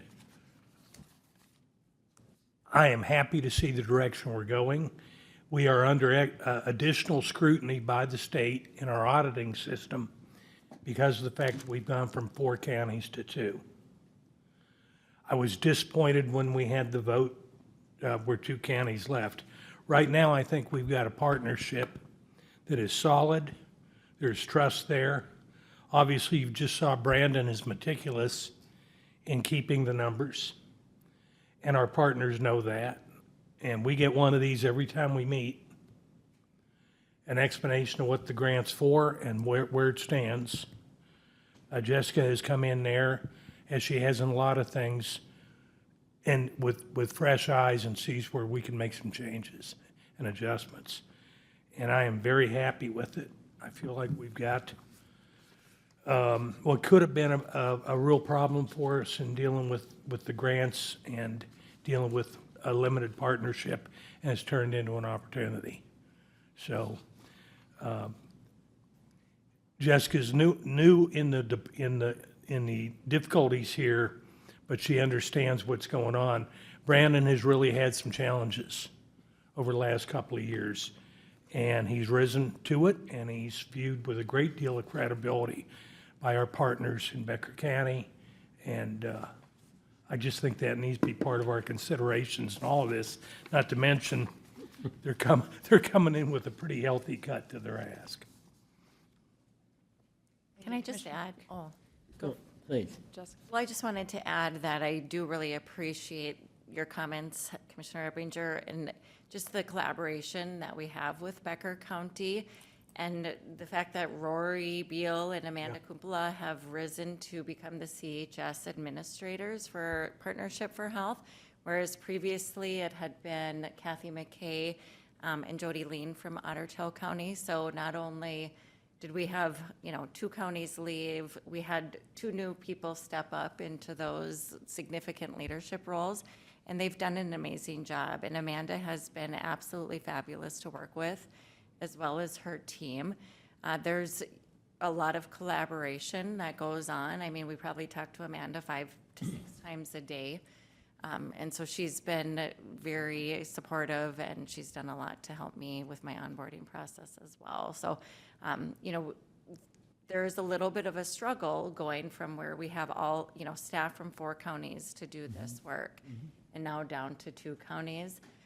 So we have had to kind of pull people in different directions, but our Partnership for Health staff in both Clay and Becker County have really risen to that challenge. So we're really appreciative of everyone being so flexible. Commissioner Kavanaugh? Yeah. I want to come back, if I may, there's what you mentioned in the first page, had to do with our staff and the salaries and that. And you mentioned you had 5 retirees, is that correct? Of those 5, how many took the early retirement, do you know? I think just one. Just one, okay. Yeah. Well, the reason I was asking the question was just a little bit of effectiveness of that. Also, when these retirees, the other retires, let's focus on that. Do you typically see backfill into those positions, or, and I'm wondering how it creates that lowest step? And then last, what kind of challenges are along the way when that happens? You know, I don't think that we have the backfill, I don't know if I should say issue, but, you know, coming from social services, when one position opens, it creates this huge trickle effect from people moving all over departments. I haven't seen that since coming to public health. We, you know, have had to do quite a bit of outside hiring. One of the staff who retired worked in Brandon's department, so that was an outside hire. Our new clinic nurse was an outside hire, and she's been absolutely fabulous. They both have. We brought on a new SMBC care coordinator who is also an outside hire. So we haven't seen a ton. We did just have an opening in Susie's department, and that was an internal transfer. But again, we were able to hire pretty quickly for the person who was moving. So we've been pretty fortunate. We've had to be a little bit more creative with where we're posting positions and things like that to get good nurses to apply and just to get the word out there. We've spent a little bit of that CDC funding money to focus on recruitment so that we're hiring the right person. Okay, well, thank you very much for that. Yeah, I just was curious about the balance of all of it, so, yeah, thanks. Questions or comments? Just want to highlight in your summary, you talk about what the 2027 budget looks like, and you do name the fact that there's a levy request reduction of about 31%. But I think the most important component in it is that we're maintaining the core public health services that are really important throughout our communities, while also maximizing those state and federal grants. I think this cross-section of budget really shows how successful grant writing and implementation can help us in reduction of what the levy burdens are. So great work as you continue to look through this. Commissioner Campbell? I just want to, you know, I think going, part of that 31%, I think it might say that in some ways we were subsidizing the 4 counties versus going to 2. Would I be correct in that? There's a little bit of that, because there are some grants, as I'll mention on this next page here, that, you know, we have gotten a higher allocation due to only being 2 counties rather than 4. So we are seeing an increase in those numbers as well. Or the allocation didn't change, and so now it's split by 2 instead of 4. Right. So It's beneficial to us. it has been beneficial, other than the increased workload. And that was unforeseen to us, you know, as we were going through this transition. We didn't know kind of how everything was going to end, and now that we've got our grant award letters and we're able to see where everything landed, it has been pretty beneficial for us, I'd say. So, any other questions? So I just talked a little bit about where the programs landed. Obviously, there's a lot of grants that go into these different programs. So we'll just look at some of the big changes for our actual grants that we've been allocated. I won't spend too much time on this because we've gone through all the program areas and everything like that. But I just want to highlight some of the big changes here. So as noted previously, the Positive Community Norms grant that we've got, that one ended after our 5-year term. That was almost $185,000 there, so pretty significant loss there for our program, but we have been able to, you know, make that up in other areas where we have been fortunate enough to receive that extra funding. So that's the PCN loss, and then we also had our TANF block grant, which is Temporary Assistance to Needy Families. That did decrease slightly by $5,000 year over year. But we do have other grants that increased more than that to make up for that reduced funding. So the cannabis prevention one, that one was one that we didn't budget for in '26, but we have gotten word that that will continue on. There is legislative funding for that, so we did include that. So that is a change of $92,500. FPHR, Foundation of Public Health Responsibility, that is the one that we've had benefits from of going from a 4-county to a 2-county. So we've seen increased funding in that regard. And then also, strong foundations for our family home visiting program did increase as well. And that regional communications grant that we got, that is a new grant that we've got. So that is new funding that is coming into public health of $27,223. So that always helps offset some of our salary and fringe costs that we have for the program. So that's kind of our major shifts for grants that are happening from '26 to '27. And as you can see, just kind of breaking everything down, you can see the changes from year over year, but we've kind of already been over a majority of those changes. So is there any questions on kind of the grant allocations? Commissioner Kravitz? Yeah, just curious about the cannabis prevention. Is that based on a formula from the state, or is it part of tax, or how does that figure come about? Yeah, Okay. we'll have to get back on the funding formula. I could tell you that it's split out between Clay and Becker. It's split out between a base funding, there's a population component, and there's also a SVI component, which is Select Vulnerability Index formula. So based on those 3 components, that's how we break out the funding. We receive the funding from the state, and then that's the formula that we use to break it out between Clay and Becker for the allocations. Thank you. Any additional questions or comments? All right. And then very quickly, I'll just say, this is just an overview sheet that we wanted to put in a table form for everybody. We color-coded it based on the different components of where it lands in our budget. So we have the top is administration, then we have emergency preparedness, an environmental health grant that we have, then a family health grant, and then also a health promotions grant that we have. So you can just kind of see where those land in the budget and the grants that those programs do receive. Anything else? Fantastic. Thank you so much. You want to highlight that? I've already summarized it for you. Okay, all right. No, No, that's fine. No.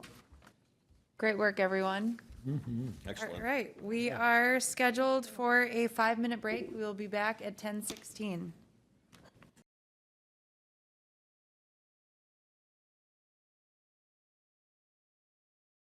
Okay, we are back. We are on to item number 7, which is discussion identifying upcoming AMC policy conference priorities.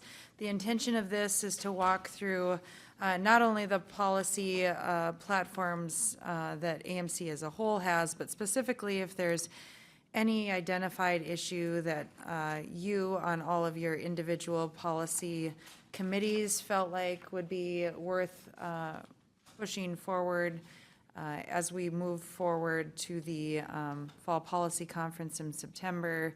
I know,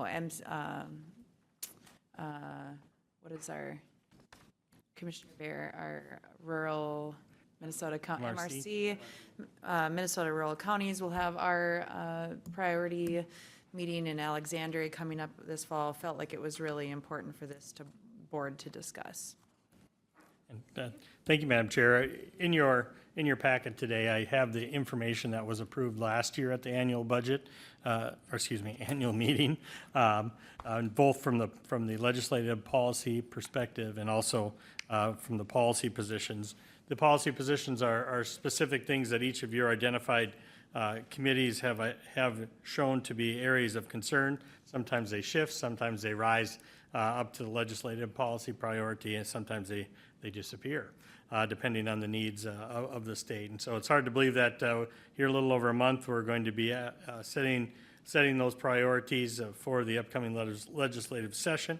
But again, the first document shows where the focus for the legislative priorities were technology modernization, SNAP and Medicaid, and also the Minnesota African American Family Preservation Act and Child Welfare Disproportionality Act, or the Act as we go by normally.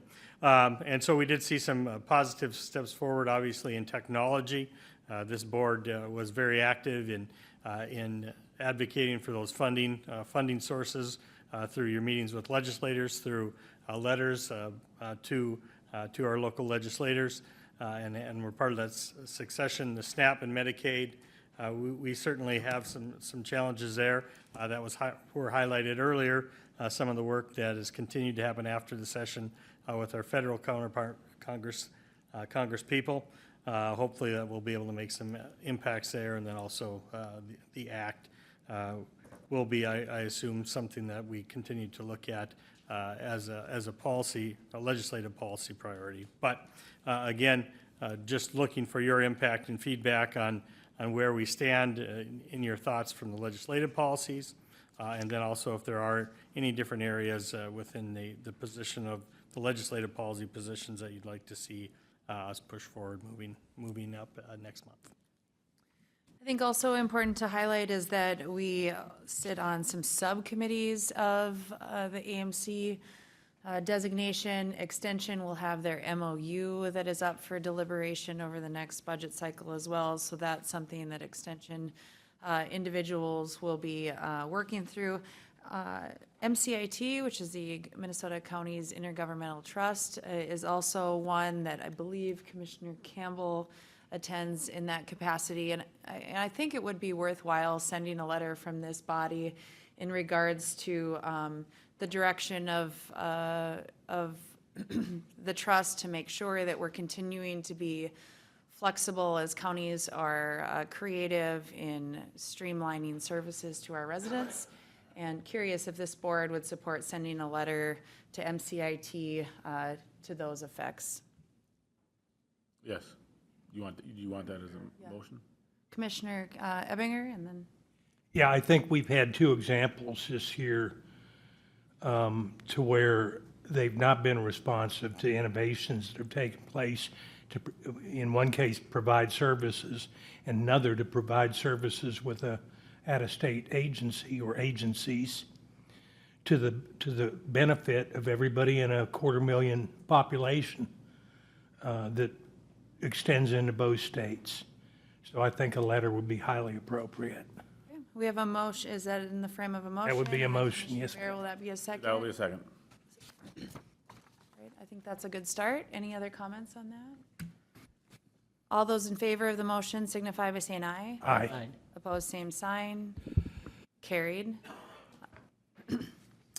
Well, I also feel like maybe we can walk through and just highlight maybe the committees that we are on, just so the public knows that we have different designation. I'm on environment, and there's a good summary of what our priorities have continued to be in regards to how it affects DNR and MPCA and Bowser. One thing that continues of support that, I don't see anything on here that Clay County specifically doesn't support in that umbrella, but one thing that is going to continue to be a priority for us is the solid waste management tax allocation and making sure that we are able to reallocate the majority of that to its true intention for the creation. I know that Commissioner Campbell and I talk about this frequently, that one specifically. And then the other one, as we continue to work through the public waters inventory, last week, Commissioner Bear and I met with staff. As you know, Clay County has already went through our process, but it is quite cumbersome, and there's some proposals that we had to streamline and make it more user-friendly for our residents. In regards to legislation, I don't have any additional ones to put forward in regards to amendments. Anyone else's policy committee areas? Yes, Commissioner Ebinger? Yeah, public safety, just a couple of things that I think have been recurring that are worth considering. One is the supervision section of that, we've really tried for years now to get support, full funding of community supervision formula. In other states, that's a given, that's a state function and should be funded by the state. A lot of this is our parole system that we have in the state, where the counties end up with a pretty considerable bite, but also additional funding for jails and for compensating people for convicted offenders that normally would go to a state prison, but often will do their sentencing at various levels of community punishment and that type of thing in our jails. So that's a priority. And we're kind of vague in how it's defined right now, but we are going to move into a post-armor, which is our regional emergency communication system. There's a lot of discussion about where that's going in light of additional costs for next generation 911 and moving into where we're actually going to have video issues with people. They're calling in and want to send a video of what's taking place, and that may be very beneficial. But there's going to need to be an entirely fresh look at how the 911 funds are spent, and how Armor and the systems and everybody that works with it are funded. I don't think we're ready. It's not ready for prime time yet, but in the next couple of years, this is something we should be ready to address. Commissioner, I have a couple items that I know you and I have talked about, but might be worth pushing forward an amendment. One is challenging in regards to the deciphering the rules in the rulemaking process for jails. And I understand they closed their comment period already, but that continues to be something that there's a lot of variance and determination of what the actual rule is in regards to splitting hairs, which I think has been challenging for counties all across the state, but particularly as Clay County. We're in a place where we have a great facility, but at some point that won't be a new facility anymore, and there will continue to be pieces. So keeping that on your radar. Yep. And then the second piece is wondering if AMC or the legislature would also look at some sort of cap. There's variances in regards to health insurance requirements and treatments available for occupants of the jail. And juvenile as well. Right, and so at some point, that becomes quite cost burdensome, and what does that look like? If there's any appetite for a cap, or looking at additional resources that are available to bill additional health insurance. That's your area of expertise, but I know that can create $1 million swings for counties very quickly. We're looking at one now. And every time you get a prisoner who's been injured, shot, something like that, the clock starts ticking on trying to get a determination of who's going to take responsibility for that. We had a situation like that here where luckily there was a U.S. attorney that intervened quickly and took it into federal court because it was a series of crimes that took place over 2 states. I think that ultimately, I think what we've always discussed is a desire that medical assistance not be canceled when somebody is in custody and being held on charges.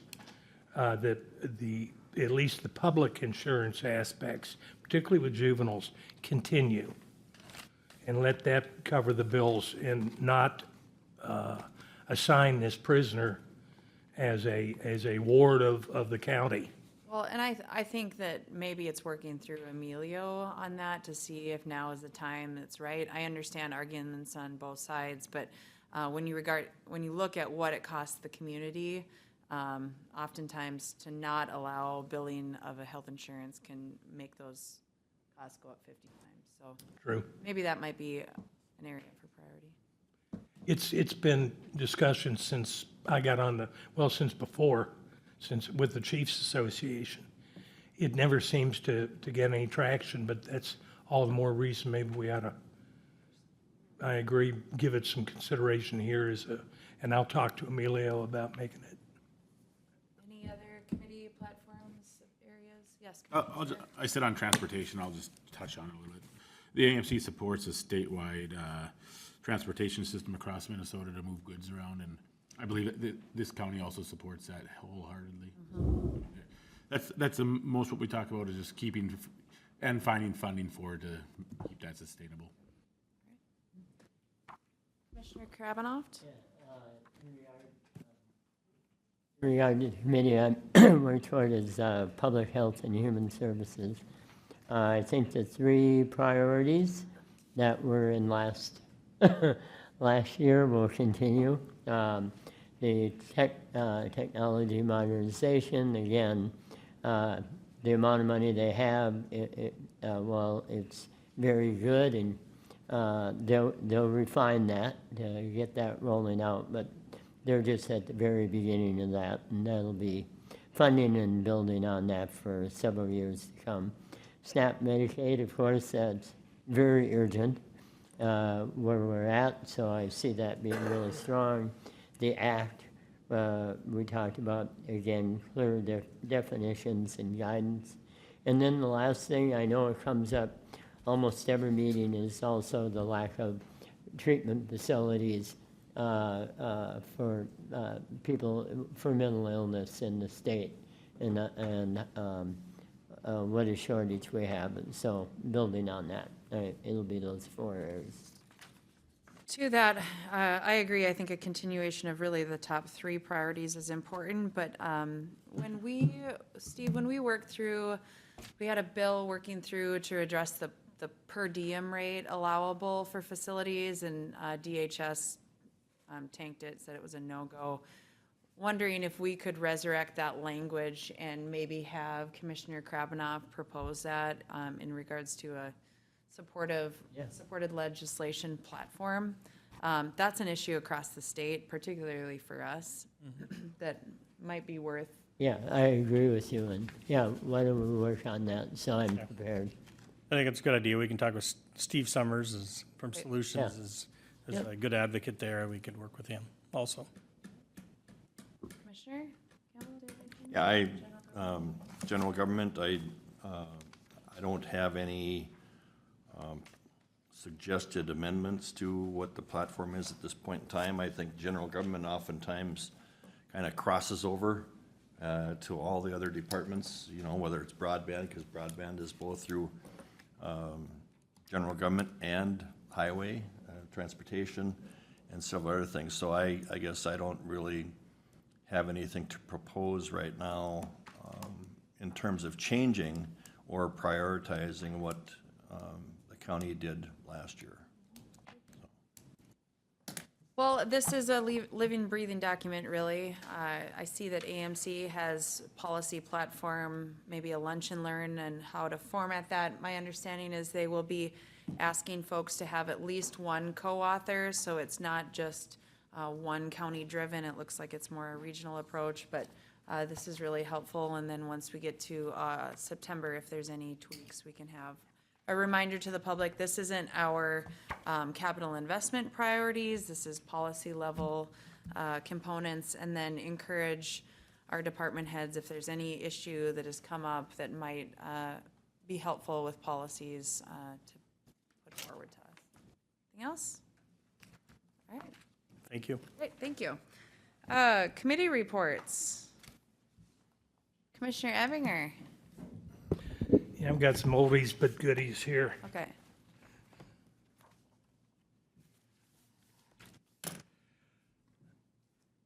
On the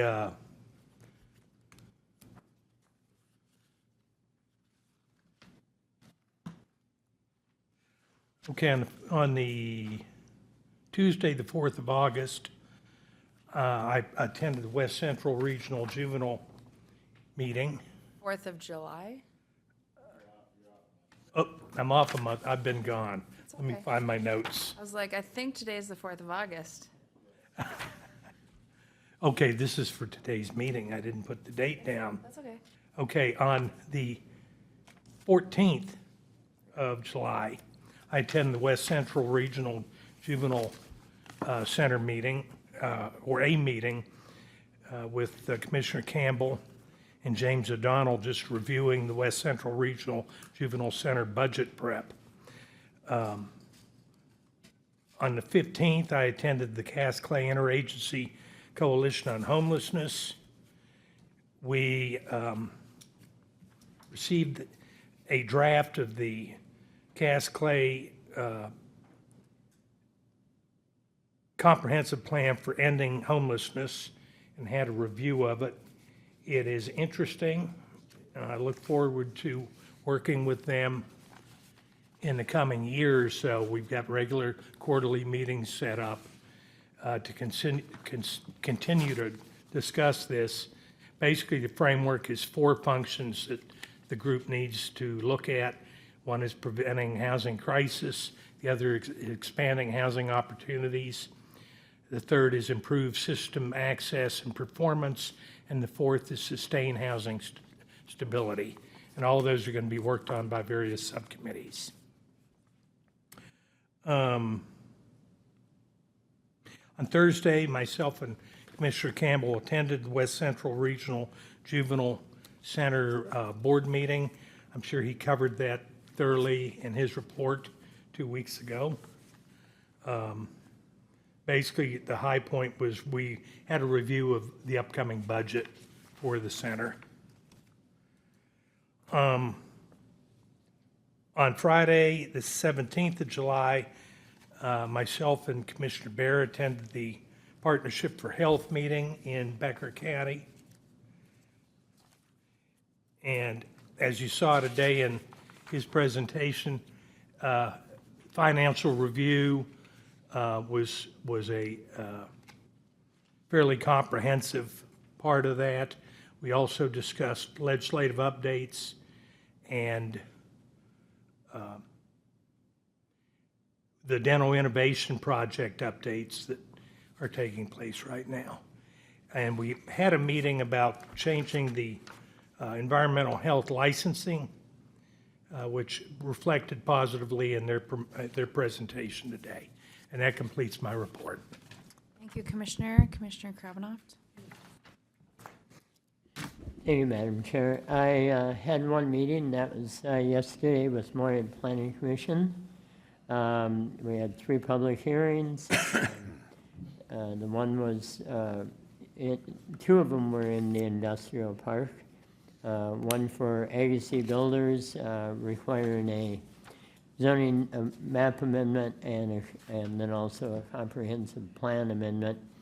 This is in regard to the development of and continuation of some shop condos going up in that area, right off of Main Avenue. And then also within the industrial area, we also had a new conditional use permit for a small Boston Auto Sales conditional use permit. Both those passed. And then also down in Partridge Creek, a new development south of 40th Avenue and 14th Street. We had a vacation of a 10-foot utility easement for that addition so they can have deeper lots. And that concludes my report. Thank you, Commissioner Kravinoff. Commissioner Campbell. Thank you. I only had one meeting last week to report on July 28th. I attended the Red River Regional Dispatch Board meeting. At that meeting, we welcomed some new members, quite a few new members since the elections that happened in Fargo and West Fargo. Then we updated the different budget and finance committee memberships based on those new members, so that was all taken care of at that meeting. There was no executive committee report, and there was no budget and finance committee report because there was no meetings held that month for those 2 committees. We had a facility update, and we continue to have the air conditioning units that were in that facility are still not working. There's 4 of them, and they need to work in tandem, 2 and 2. They have 2 of them working right now and 2 not working. And so they're still working on getting that established, and, you know, we're taking the position that it's not our responsibility to pay for that. And not only that, it's our position that the warranty period will not even start until those are functional and working like they're supposed to.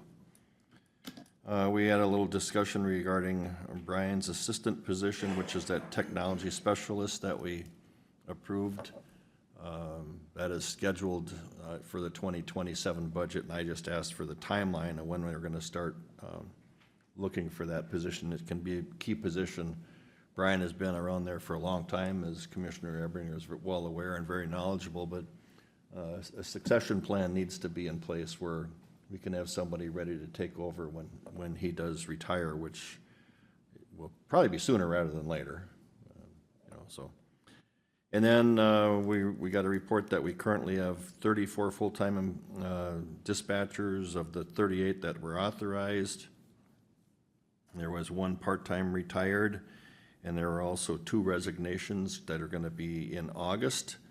The good news, though, is that there's a pipeline of additional ones in the works that are going through the process of the training and then ultimately the background checks. So I think they're pretty confident that we're not going to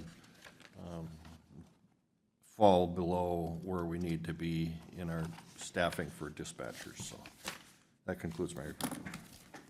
Thank you, Commissioner Campbell. Commissioner Bear. Thank you, Madam Chair.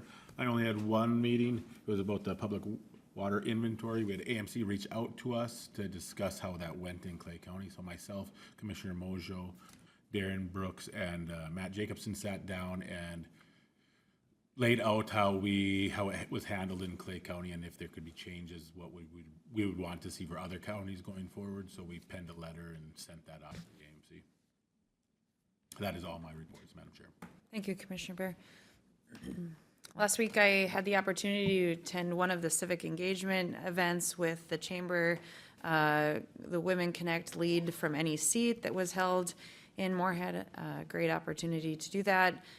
The next day, I assisted at the 4-H day camp. They reached out to some members of the Extension Committee. They were short volunteers, so I had the opportunity to do day camp at DGF, learned about plants.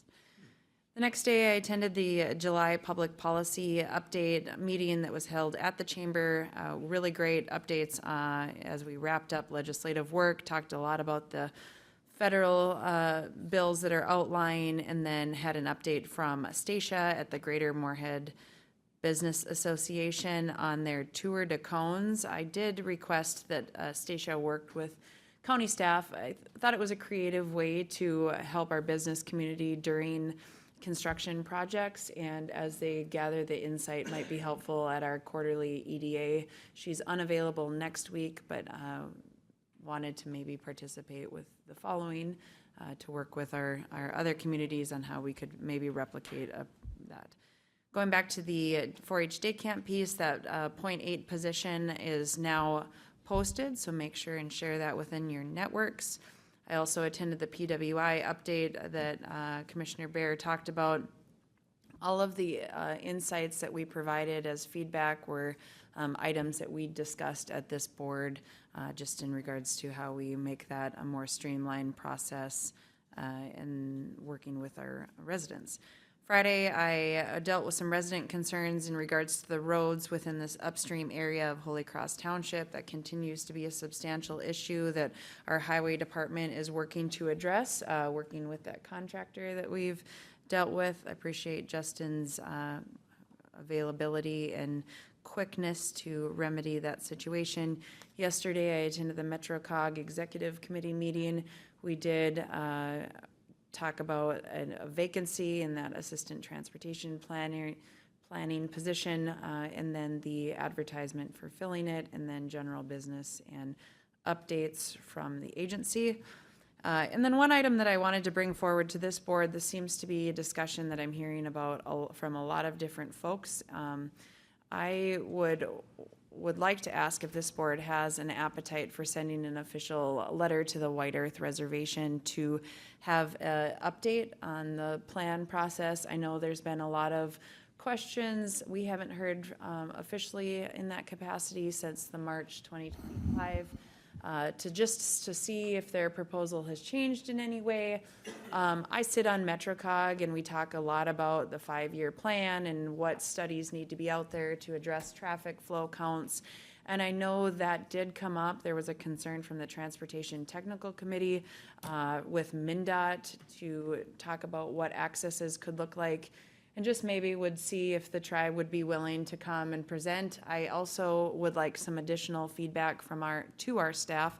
They had their large analysis proposal that was done, and we saw the 2-pager that came out with some additional impacts.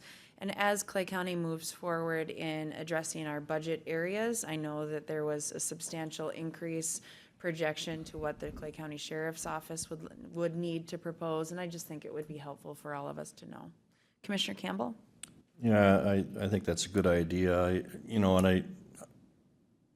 There's all sorts of public comments and rumors that are out there regarding this, and one of them I just want to speak to, and that's that there's a rumor that the county board has been having closed meetings in discussing this project, and there has never been a closed meeting. This board has not. Commissioner Bear and I were delegated to be on a committee to discuss this, and in those meetings that have occurred, oftentimes we weren't even invited as commissioners to those meetings. So and again, I think part of that was appropriately so. Staff was trying to gather information that can be useful for the board in the future, but the fact of the matter is we have not had any discussion at board level in a long time. We have not gotten any public discussion with White Earth, with what their plans are, and I think it's they're in the process of potentially putting this application in for trust land, and I think we deserve to have an update and be heard and go from there. But I fully support inviting them for an update. Commissioner Bear? I also support that, to see if we can get them to come here and give us an update. So consensus from the whole board? Yep. Steve? Thank you, Madam Chair. On the 29th, I met with Matt Jacobson and Brian Melton on a county property issue that's upcoming. It was off on Thursday and Friday, and yesterday met with Jessica in Public Health. We talked through some of the transitions as she will be shifting to have oversight of withdrawal management and detox next month.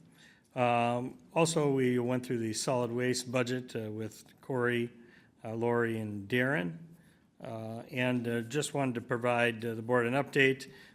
County statute requires that the CPA is provided by August 1st. Our county program aid for next year that was certified as $5,370,467. That is down from $5,524,595 last year. So a majority of that had to do with the county tax base portion of it. Again, it's two parts. One's based on needs of aid, and that's based on population, age of the population, some of the offenses that have been committed in your community, and also a 3-year SNAP average. But a significant portion of that was based on the county tax equalization, which again, that could be impacted in a lot of counties that are seeing growth where their tax capacity increases, and so the amount that we receive as the county decreases, and or it could be a change of the entire state's tax capacity, and then that formula then shifts to all the different counties. Commissioner Krabanoff. Yeah, I didn't catch all the numbers, but what's the net difference there? The net difference, I believe, was 154,000. Okay. Thank you. So the mandates have gone up and the reimbursement has gone down. Okay. That's correct. So, and I would note that I have reached out also to Dan Molly in regards to the White Earth comments, and City Moorhead has also not heard anything recently as far as an update. Thank you. Brian? Darren? Thank you, Madam Chair. On Wednesday, the 29th, I had a meeting with Steve and Anna regarding the detox reorganization. Also, I attended this meeting with Steve, Matt, and Brian about a nuisance property, and a meeting with Steve and Anna on another personnel issue. On the 30th, I had a meeting which was already covered on the public waters inventory update.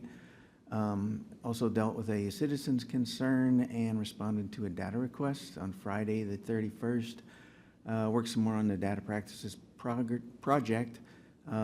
Submitted a mandatory 20-day union report, and had an inquiry from WDAY about the upcoming hunting season and the changes. They were more concerned with what the enforcement plans were, so I referred them to the sheriff. On Monday, the 3rd, I had a meeting with Steve for some catch-up on some few items. I also had a training on UKG timekeeping module, which we were possibly looking at in the future. And I also attended the pre-budget meeting with solid waste Monday afternoon as well. And that concludes my report. Thank you. Sarah, do you have anything? Make sure, I saw that the registration for Fall Policy Conference, if you have any desire to go there, make sure you can communicate with Sarah.